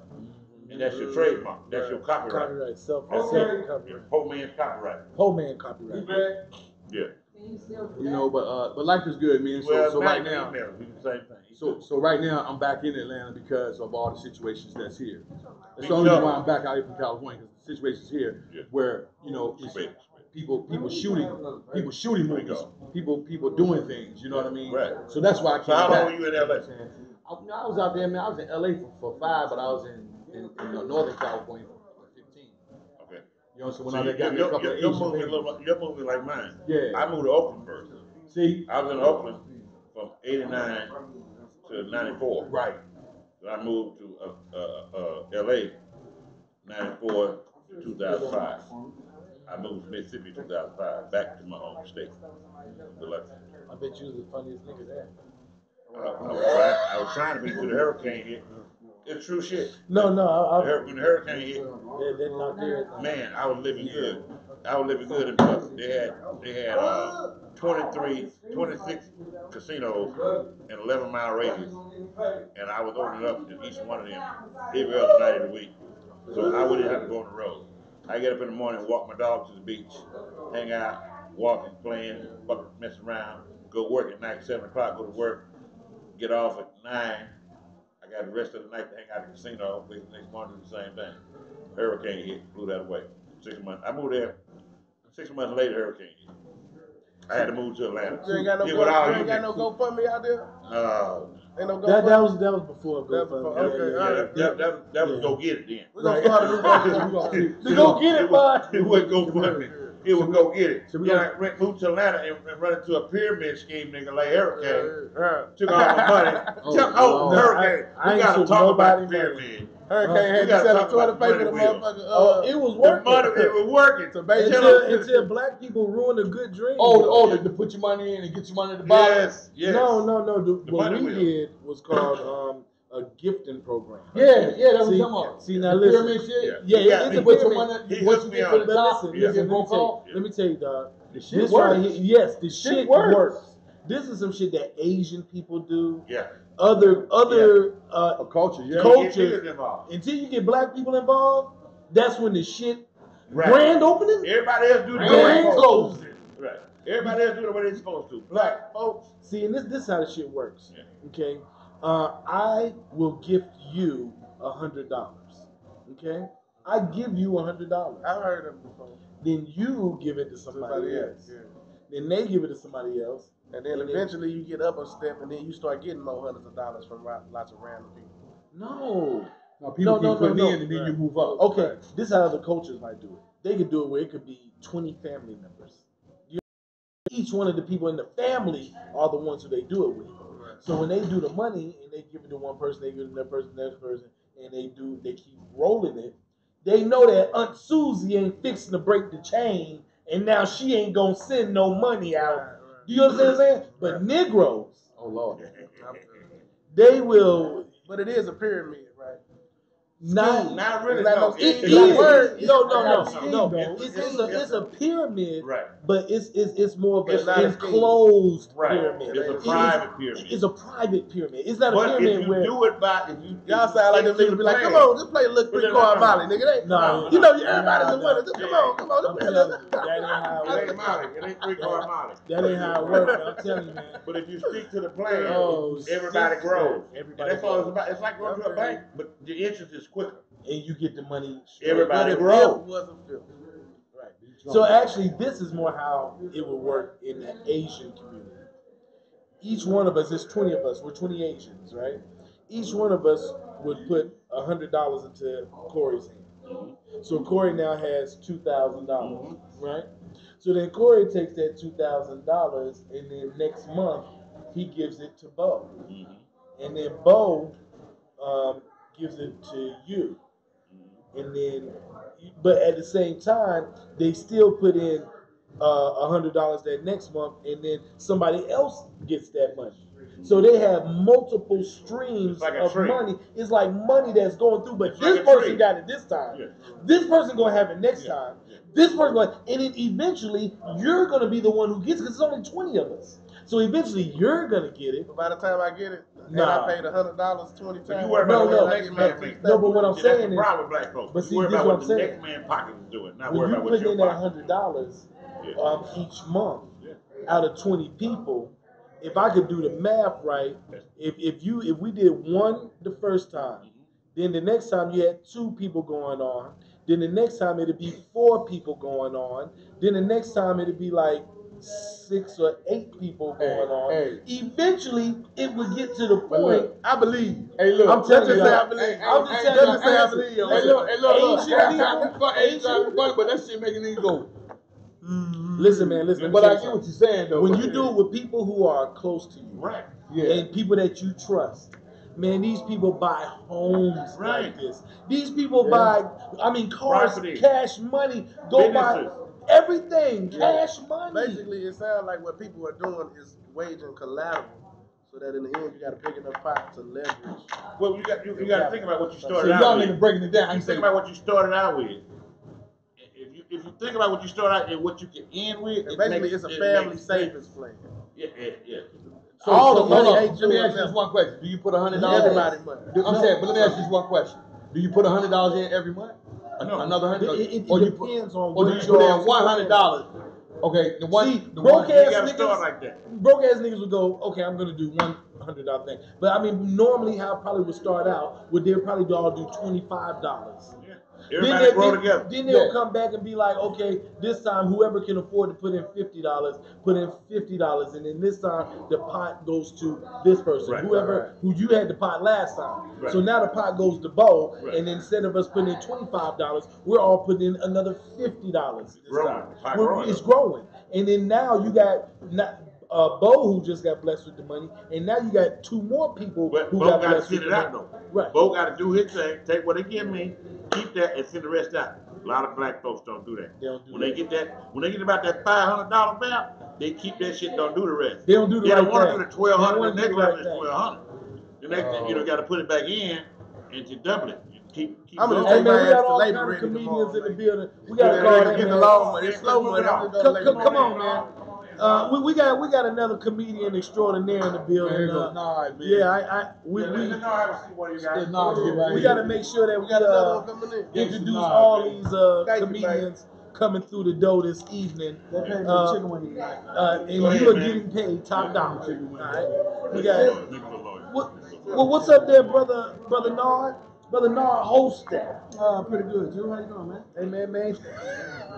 Maintain it, dog. I ain't seen you in a hot little minute, man. I'm following you on Instagram and everything. I see what you got going on. Oh, yeah. Yeah, I ain't never on that shit, but you know. Yeah. Look, let me tell you something about this show. I be watching Bo P Sho, right? He don't never show their shoes. You niggas have some nice outfits up top, but shoe game is terrible. My shoes or somebody else's shoes? All of the above. Oh, nigga, What you? Motherfucker too heavy to get in shine like a motherfucker, nigga. They shiny. Was you in the military? No, that's a fish shine. You stole somebody's boot. Yeah. What's going on? What's the topic today? Man, the topic is what's going on, man. Topic today is Kevin Hart in town doing host Heart of the City audition, and you are the host. That's the topic today. What we're doing right here, this is called a sit down at Uptown. Okay. And what we do is we talk about everything going around the company but the stage. So you hosting the show, but tell me what you're doing tonight and how it was just started out with like 5 comedians going up, and then like 45 showed up.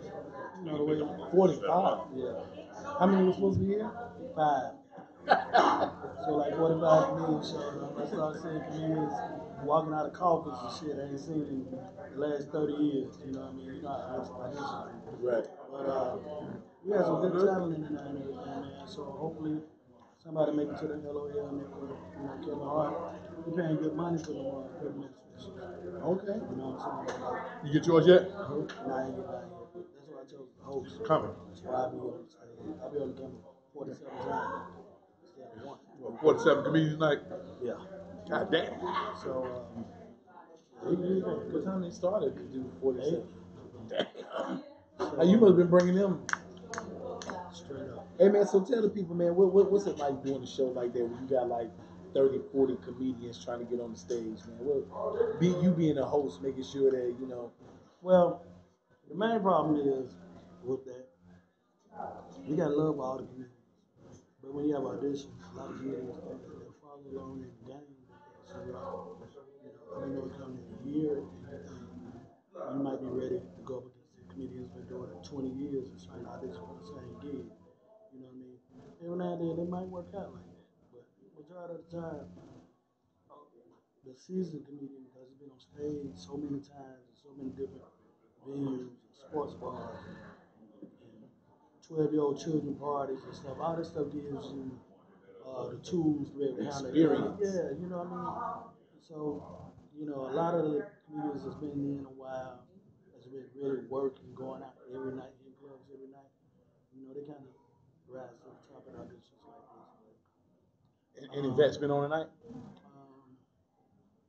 Black Ron, you know, he's like, I think Black Ron been about 10 years, but he's like hilarious. You know what I'm saying? I heard Black Ron's hilarious.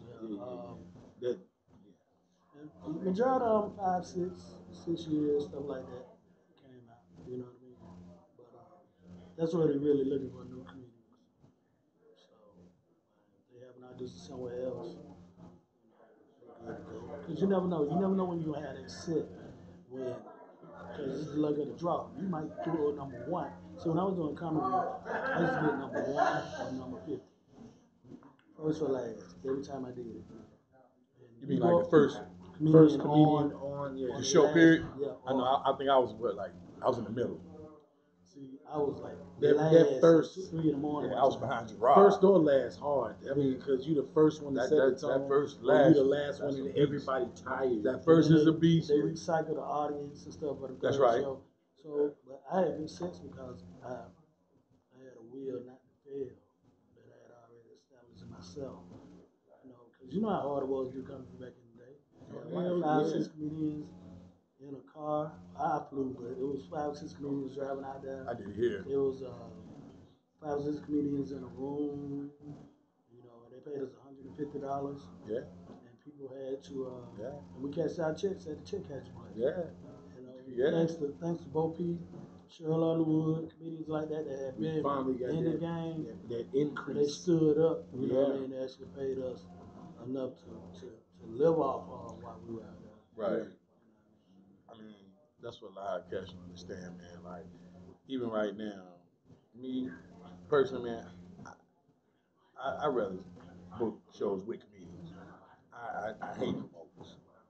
Well, promoters, some of it just depends on some of them. When I say that for this not reason. Some of them, man, they're not doing what we do. They ain't got nuts to go up there. They ain't going to do it. And they lose respect for a lot of comics. You know what I'm saying? I watch them dog some of these youngsters, man. That shit be wild to me, bro. See, let me tell you what happened. I've been in the game like 24 years. Okay. I've seen the escalation and de-escalation of it. And when I was doing comedy nights, I was paying comedians $500 in town, $300 a feature. That's big. Because I was manning $1,500 for the budget. That's right. You see what I'm saying? So then came comedians backdooring. Okay, I'll do it for free. Let me do it for a month. I'll show you I can build a crowd up. This and that. So when comedians start backstabbing comedians for these rooms and stuff like that, they show the promoters and they show the club owners that we really don't give a fuck about each other. That's right. So that's how it's de-escalated all the way down to comedians getting paid $100 a show for a talent that you've been perfected for 20, 30 years. It's not worth it. Most of the time, if it's not a comedian that I consider a friend of mine, I won't even do the one-nighters and stuff like that. And I've been lucky and blessed because I haven't had a job since I was 18 years old and still be in the game. You know what I mean? You stay in the game, keep your nose to it, you keep grinding. Luckily I had a tour with Mike Epps. I was on about 6 years. Now I'm on tour with Lil Duval right now. So, you know what I mean? When you meet people that younger in your comedy and stuff, man, you don't never want to rub people the wrong way. I'm just telling the young boy that. You never know who's gonna be. When I just tell the young boy that. The most unfunny dude will be the dude that will have the biggest tour, and he'll remember what you did here. You know what I'm saying? Hey, I was just telling the young boy that. I was like, you never know, nigga. You never know. Hey man, you want to wrap this up, man? Yeah, get into the next. Man, fuck him, man. Yeah, fuck him. This is our show. We're taking over the Bo P Show. It's the Hurricane Andrew, the Nard hosting, and the Corey Crenshaw show. I ain't be fucked. Rich, bro. All right, well, I guess we turn this thing back over to the man himself, Two figures, man. I'm Hurricane Andrew, man. It was an absolute blast, man, sitting in and holding this thing down for Bo P, man. Bo P is in the building, man, with a couple other, comedians in here. And I think before I turn it over to him, I'll invite over comedian Fat. Come on over here, man. Let me put you in here. Until Bo P comes, I'll keep this thing rolling, man. Come on over here, man, and take a sit down. And back to the Bo P Show is Bo P. Come on. All right, you want the seat here in a minute? I'm on stage. I'll stay for a second. All right. You do this late. She's supposed to be coming. Come on. Let me get them all together. Okay. All right. Well, let me get back here. All right. It is now again the Bo P Show with your special guest host Hurricane Andrew. No, there's no drinking, no drugs on this show. I can't. I'm just joking. More drugs, the better. All right. So, Come on in. Come on in. All right. So joining us, we have comedian Fat. All right. And Kiana Scott. So tell the people, man, a little bit about each one of y'all. I know both of y'all are new to the game, right? Yes. Exactly. How long you been doing it? Under a year. Oh, under a year. Yes. All right. And what about you? Same, man. Under a year, from Atlanta, born and raised right here. Okay. And I'm originally from New Jersey. I just moved to Atlanta. I've been in Atlanta for 2.5 years. Okay. I was going to ask somebody from New Jersey. You ever stole a car before? I know how to do it. I know how to do it now. If I need to get somewhere now. Just check it. I'm telling you, man. A few times I had to put a few kids out. Right. As a 24-hour babysitter or something. Hey, man, I like at least you took care of the kids. Hey, I like your thanks to you too, man. You know, you didn't know me from being begging, man. You put me on. You was like, hey, this cat come in. He say he's funny. I'm put him on. You know what I'm saying? Hey, man, I appreciate that, man. You don't never know, man. You know, who need what break. You know, who need what opportunity. You know, when you came to me, man, you look real desperate. You know, your eyes. I was smoking, dude. I was hot. You look at desperation. You look real hungry and shit. And I felt like if I didn't give you that opportunity, you know, it might be hell to pay. So I was see you outside. I was see him outside. We appreciate it because, I mean, down here you get to a point where people feel like if they do something for you, it takes something from them, and it doesn't. You know, it doesn't have to be like that. Right. So we appreciate anybody that's willing to help us. Anybody that allows us to hit their stages and practice. We appreciate it, like for real. I know I do. Right. I can't speak for everybody, but I know I do. Any stage that I hit, you know, I was taught to always go out, do it. I don't care if there's 4 people in the crowd. You rock it like it's 5. So where did you start at?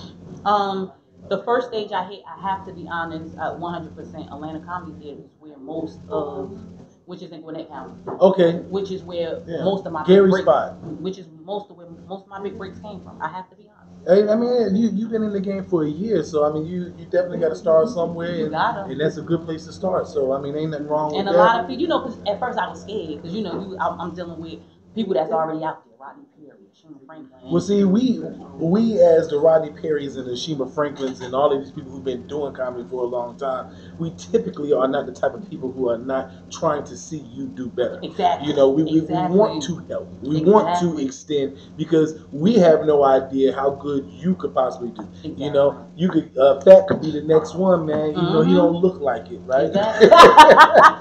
You can't go by looks and shit, right? I know I had a special flag or something. This ain't no star shirt shit right here. But blue collar, you know, yeah, blue collar, the blue collar comedian. He's the type of brother that might hit you off on Mona. Right. But it's shirt right there. You don't know you want to play little scratches on his shirt. You know what I'm saying? Follow the lines and stuff. This is a on his hoodie. This is a maze you ain't never gonna find your way out of. I see that, right? Oh, brother. Yeah, don't be trying to get into my maze. I see that, right? So what do y'all got coming up, man? What do y'all got coming up? Basically, just right now, I have a show in Alabama Leagues, which is that would be next year though. That's January 19th. Mm-hmm. And after that, we trying to just keep it moving. Right now, I'm just basically staying on the stages. Well, that's all, and that's my recommendation is, you know, as a up and coming comedian, keep staying on the stage. Yeah. And what you got coming up, man? Man, I'm trying to come up on her, but she ain't letting me do it. Playing hard to get. Wow. Playing hard to get. So you know, you playing hard to get. Wait a minute, that was like that. Nah, look, man. I didn't know he was gonna say that. Now, all I'm saying is y'all can write the I ain't playing hard to get now. She playing hard to get. He playing to get hard. She playing hard to get too. He playing to get hard. I don't think he's ready though. I'm a Jersey girl. Ain't nothing country down here about me. Just because he's from the South don't mean he country, okay? That's episode 2. Good things come in small package, you know. No, I heard some stories about you know. You don't want to mess with that now. Your career be fucked up now. I don't want I don't know. Well, we're gonna let them figure out their love thing, all right? Because I feel love in the air. We to sit down at Uptown is creating couples in the comedy. Love connection. All right, so I want to thank y'all for coming out, man. Hey, We're gonna turn the show man. back over to the man himself. Bo P. I'm Hurricane Andrew, and look for comedian Fat and Kiana. What's your last name? Scott. Kiana Scott. All right, we thank y'all very much for tuning in. And back to the man of the hour. Let's give it back to my man Bo P. Mississippi finest in the building. Y'all give it up for Bo P, man. Appreciate it, Hurricane Andrew. Yes, sir. Yes, sir. Hey, man. What's up, Thank y'all for staying in tune to the Sit Down Up Uptown. Yeah. Grab a seat. Bring your chair in. Yeah. I'm gonna do these three together. Oh shit, you got all of them. You got all of them. What kind of technology you got? Don't worry about all that. It's that satellite. It's the same shit they sent to the moon. That same shit they sent to the moon. Same shit they were doing on the moon. They didn't go up there either. And we are real Hurricane, colors. you coming in? Huh? Could you get this picture of us, please, on my phone? And we are real colors too. Yeah, that's what I'm saying. You can go over the Hurricane. It's gonna show up. That's your good side right Yeah, there? that's the camera there. This your good side right That's here? some nice little stuff right there. Damn, now I ain't got Marvin. Okay. That's the feed. Where did you steal As this long as you equipment? got me, baby, that's Don't the worry about important part. How many white people you know to get this equipment? Oh, I'm sorry. Carrot, You can get the whole set. Hurricane Andrew. Hey man, we back here. This is Sit Down at Uptown. This is what we do, man. Sit down. We bring to you the best comics in the country. We talk to them live right here. And tonight we got the Kevin Hart, Heart of the City auditioning going on right here at Uptown Comedy Corner right here. It's Heart of the City. LOL Network. Oh, That's Kevin Hart Network. Kevin Hart Network. Oh, Kevin Hart Network. Oh, you guys on network now? Oh, Kevin Hart Network. I'm sorry. Excuse me, Kevin. Maybe that's why I wasn't on the audition. I didn't even know where I was going to. Okay. But anyway, my man Marvin Hunter, he was on the Heart of the City. He's alumni. That's why I want to bring him in and talk He's to on him. next level.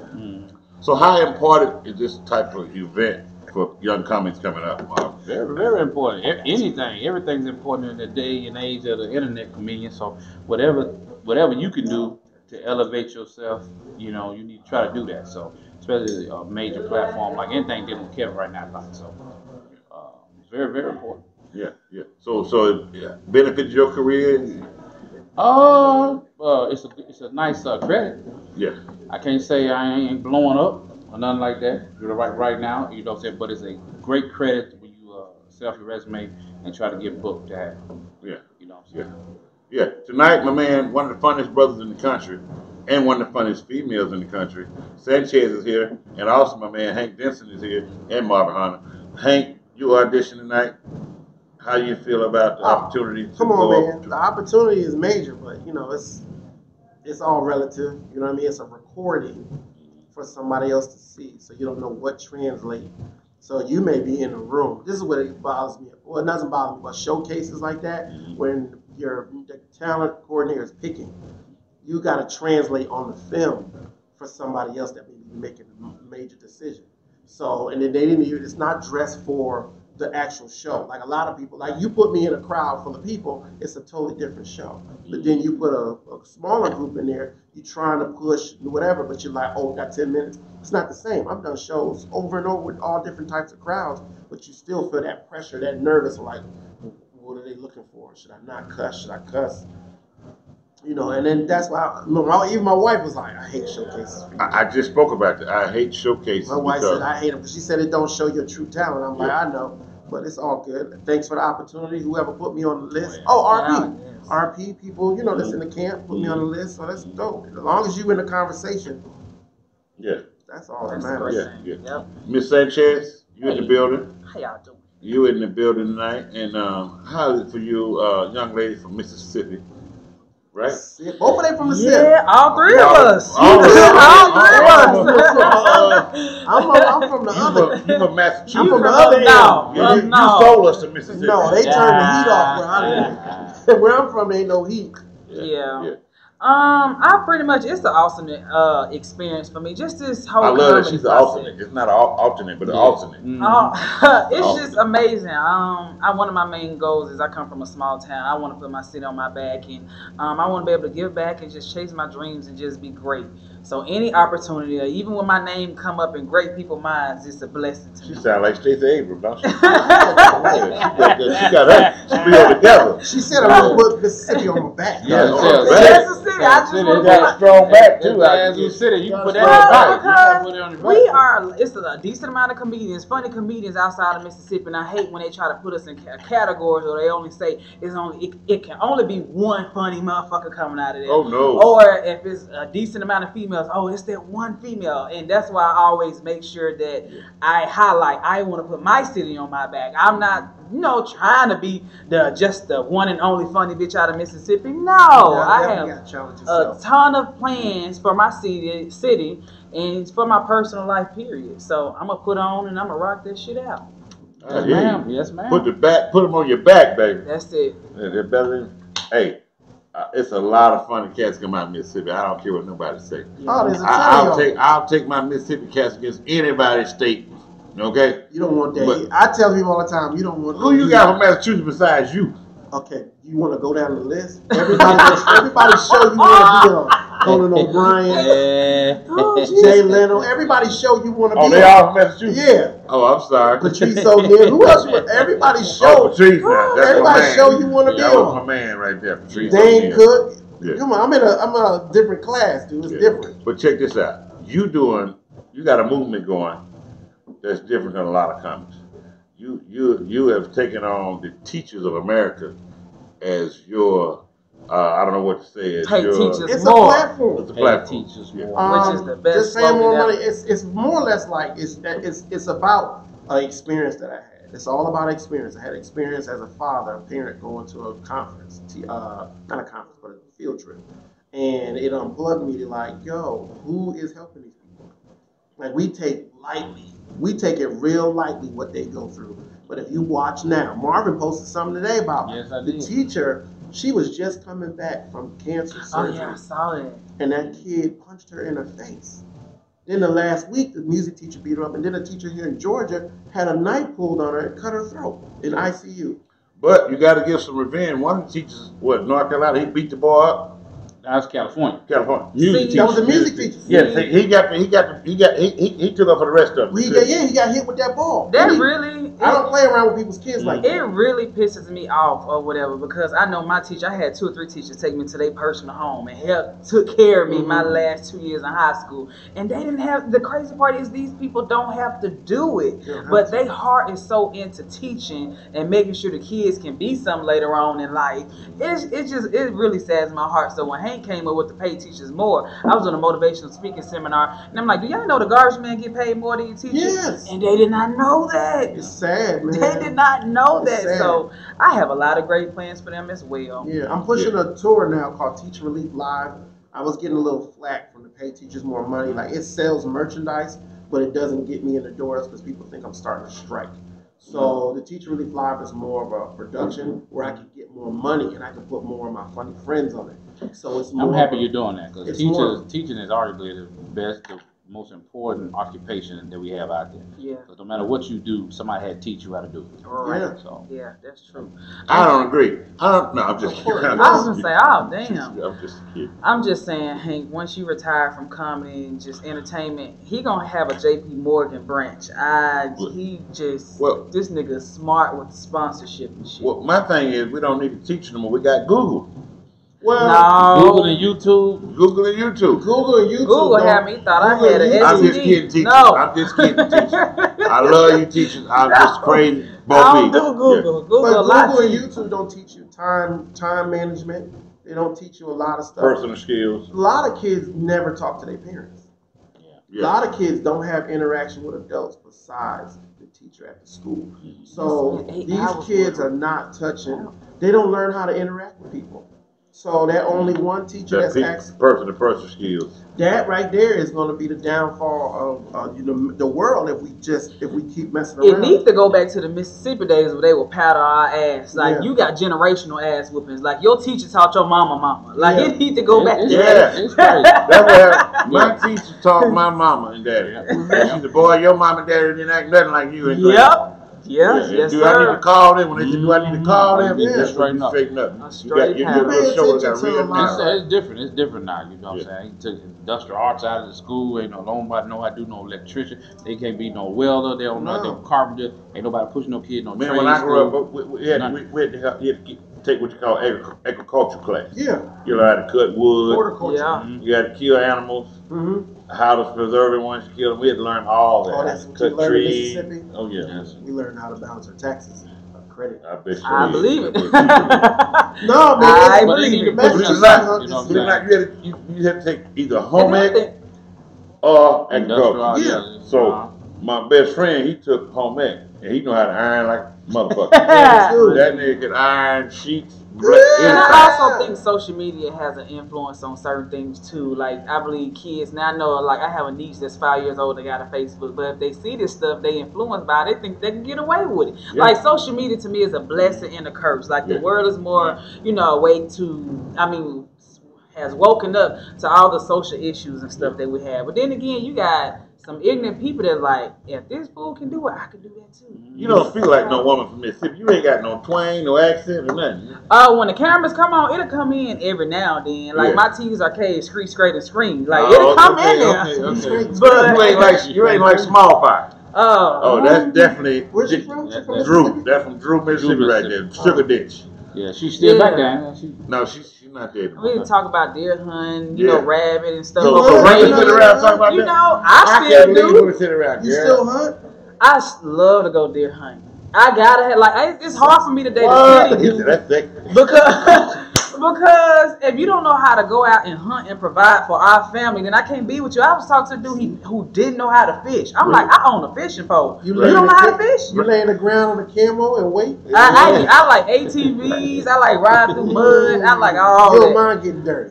And not at all. My grandmother used to pay me a $2 bill to go chase chickens so she could cook. And you can catch a chicken and pop it with your head. I used to always be scared. My grandma did all that. Grandma did all that. But I did that one time. I would love to see a woman do that. I love that kind of stuff. So I got my city, my countryside. I don't need a woman to do that. I just want to make the gravy. I got the rest. She gonna survive. She's a survivor. Ain't nobody want to marry nobody when the lights go off. Let me tell you something. That's it. When the world comes to an end, like for real, like Walking Dead, I need to know that you're gonna go out and provide. It blows my mind. Really walk dead. These dudes these days can't even. They can't take care of themselves. Yeah. So they how they gonna take People care of their don't woman. realize how, I was talking to one of my little white co-workers. I'm like, y'all don't realize how much food y'all have in y'all yard. Like I always used to call the deer in Johns Creek City deer because they'd come at a stoplight and stop with your ass. Like it's crazy. Yeah. And I'm like, you got a squirrel up there in that tree. A You quail. eat squirrel too? Yes. What part of the squirrel you like? Ain't nobody been up Well, ain't been that big. All of them. All of them. We had right the base, meat ain't base that of the much, tail, right above the butthole, hold the lid, and pull it off like a swat. Oh yeah, see, we learned that in Massachusetts too. But see, let me tell you, you probably don't even know about buffalo fish. I was just trying to put a city A lot of nigga on bones game. in it. A lot of bones, and I hate it. I don't like that. I hate it. And the first time I figured out, I said buffalo fish sit on top of the water and they just be gulping the air all damn day and they real fat. And I was like, did you know fish can get diarrhea? And it's real. I mean, it really happens in buffalo fish. And he told me something. Diarrhea. You done watch some shit. Buffalo fish get diarrhea. Yeah, I know bad. Like my and father's. their meat turn yellow on the inside when they're really sick. Yeah. Yes. My father's from This America. is what you want. Look here, ladies and gentlemen. Men out there, this kind of woman you want in your life right here. One gonna be there for the nitty to the gritty. Y'all think I'm playing? I cannot wait to. My daddy already have me 2 acres of land. He just acting like he don't want to give it to me till he die. But I cannot wait. Cause I'm gonna put a few trailers on there, do what I need to do, and I'm gonna live off the land. I can't wait till I get me a farm. You know, it fucks. Not that far. That's what with a my man head. be Mom, you right know, it fucks with my head to go to the store and get a pail of strawberries for $5. Yes. Plums, $1.99 a pound. Watermelon. Oh, I bought a watermelon $8 for a slice. Let me tell you something. People call me strawberries. weird. Some people ain't never heard this. When they like, you eat watermelon, I'm like, I hate the red watermelon. I like yellow meat. Yellow water. Yellow meat. They talking about yellow meat. Ain't no watermelon coming yellow. I'm gonna need you to live a little. What you do is Wayne County, Mississippi. You know you're supposed to eat the rind. I eat the rind. I hate the little fleshy part. Why do so you I eat the leave rind? because it has this tart, sweet taste I to know, it. Educating the I know why you eat that rind, because it keep that thing. Jesus be a fix. Hey, man. You stay hydrated, don't you? This is the sit down at Uptown, man. We got to get out of here. It's getting late. Why we gotta leave? You've been letting all these other people talk for hours about nothing. Well, you should have came in here earlier. We didn't even We're gonna be here. We're gonna be here every week, though. Every day. We're gonna be here. But I want to but when you do come, we're gonna do. I'm here Tuesday. Mom, like every day. day. I always get this caliber of people. No, I'm not, and I appreciate you coming through. The caliber of you that came through. Yeah, man. But I can't wait all year for you to come through. I mean, when you let us know what you're doing something. Yeah. Next time, have some craft service. I'm here every Tuesday night. You don't got no craft Kevin service. Hart here once a year. You come that one time, but I'm here every Tuesday. You ain't never showed up. So who the? Anyway, I ain't gonna go there. But I'm here every Tuesday. No, anyway, I love you too, Hank. I've been knowing this dude since dreads. Since dreads. I had dreads down to my butt till I moved to Atlanta. Yo, Bo P had dreads. Oh, dirty country nigga. Yes. Dreads. He used to wear a lot of linen. I was like, if a lot of Frankie Beverly and he had a lot of linen. He had linen in colors I didn't even know. He was like, well, you don't know about this linen. That lemon line. Two-piece. Lemon line. Yeah. Hey man, but this is what we do, man. I think all people came through tonight. Sanchez, Marvin Hunter. Hey, what Marvin you Hunter. this? Marvin Hunter. Hank Dixon. Hey, and this everybody nigga else suffering that from came premature through. Alzheimer's. No, I got. You said what? Would you see that? Yeah, where can I get this clip? I got your number. Is it on Facebook? Where we It's at? on YouTube. Oh, it's on YouTube. Yeah. It's called the network is called Urban Atlanta.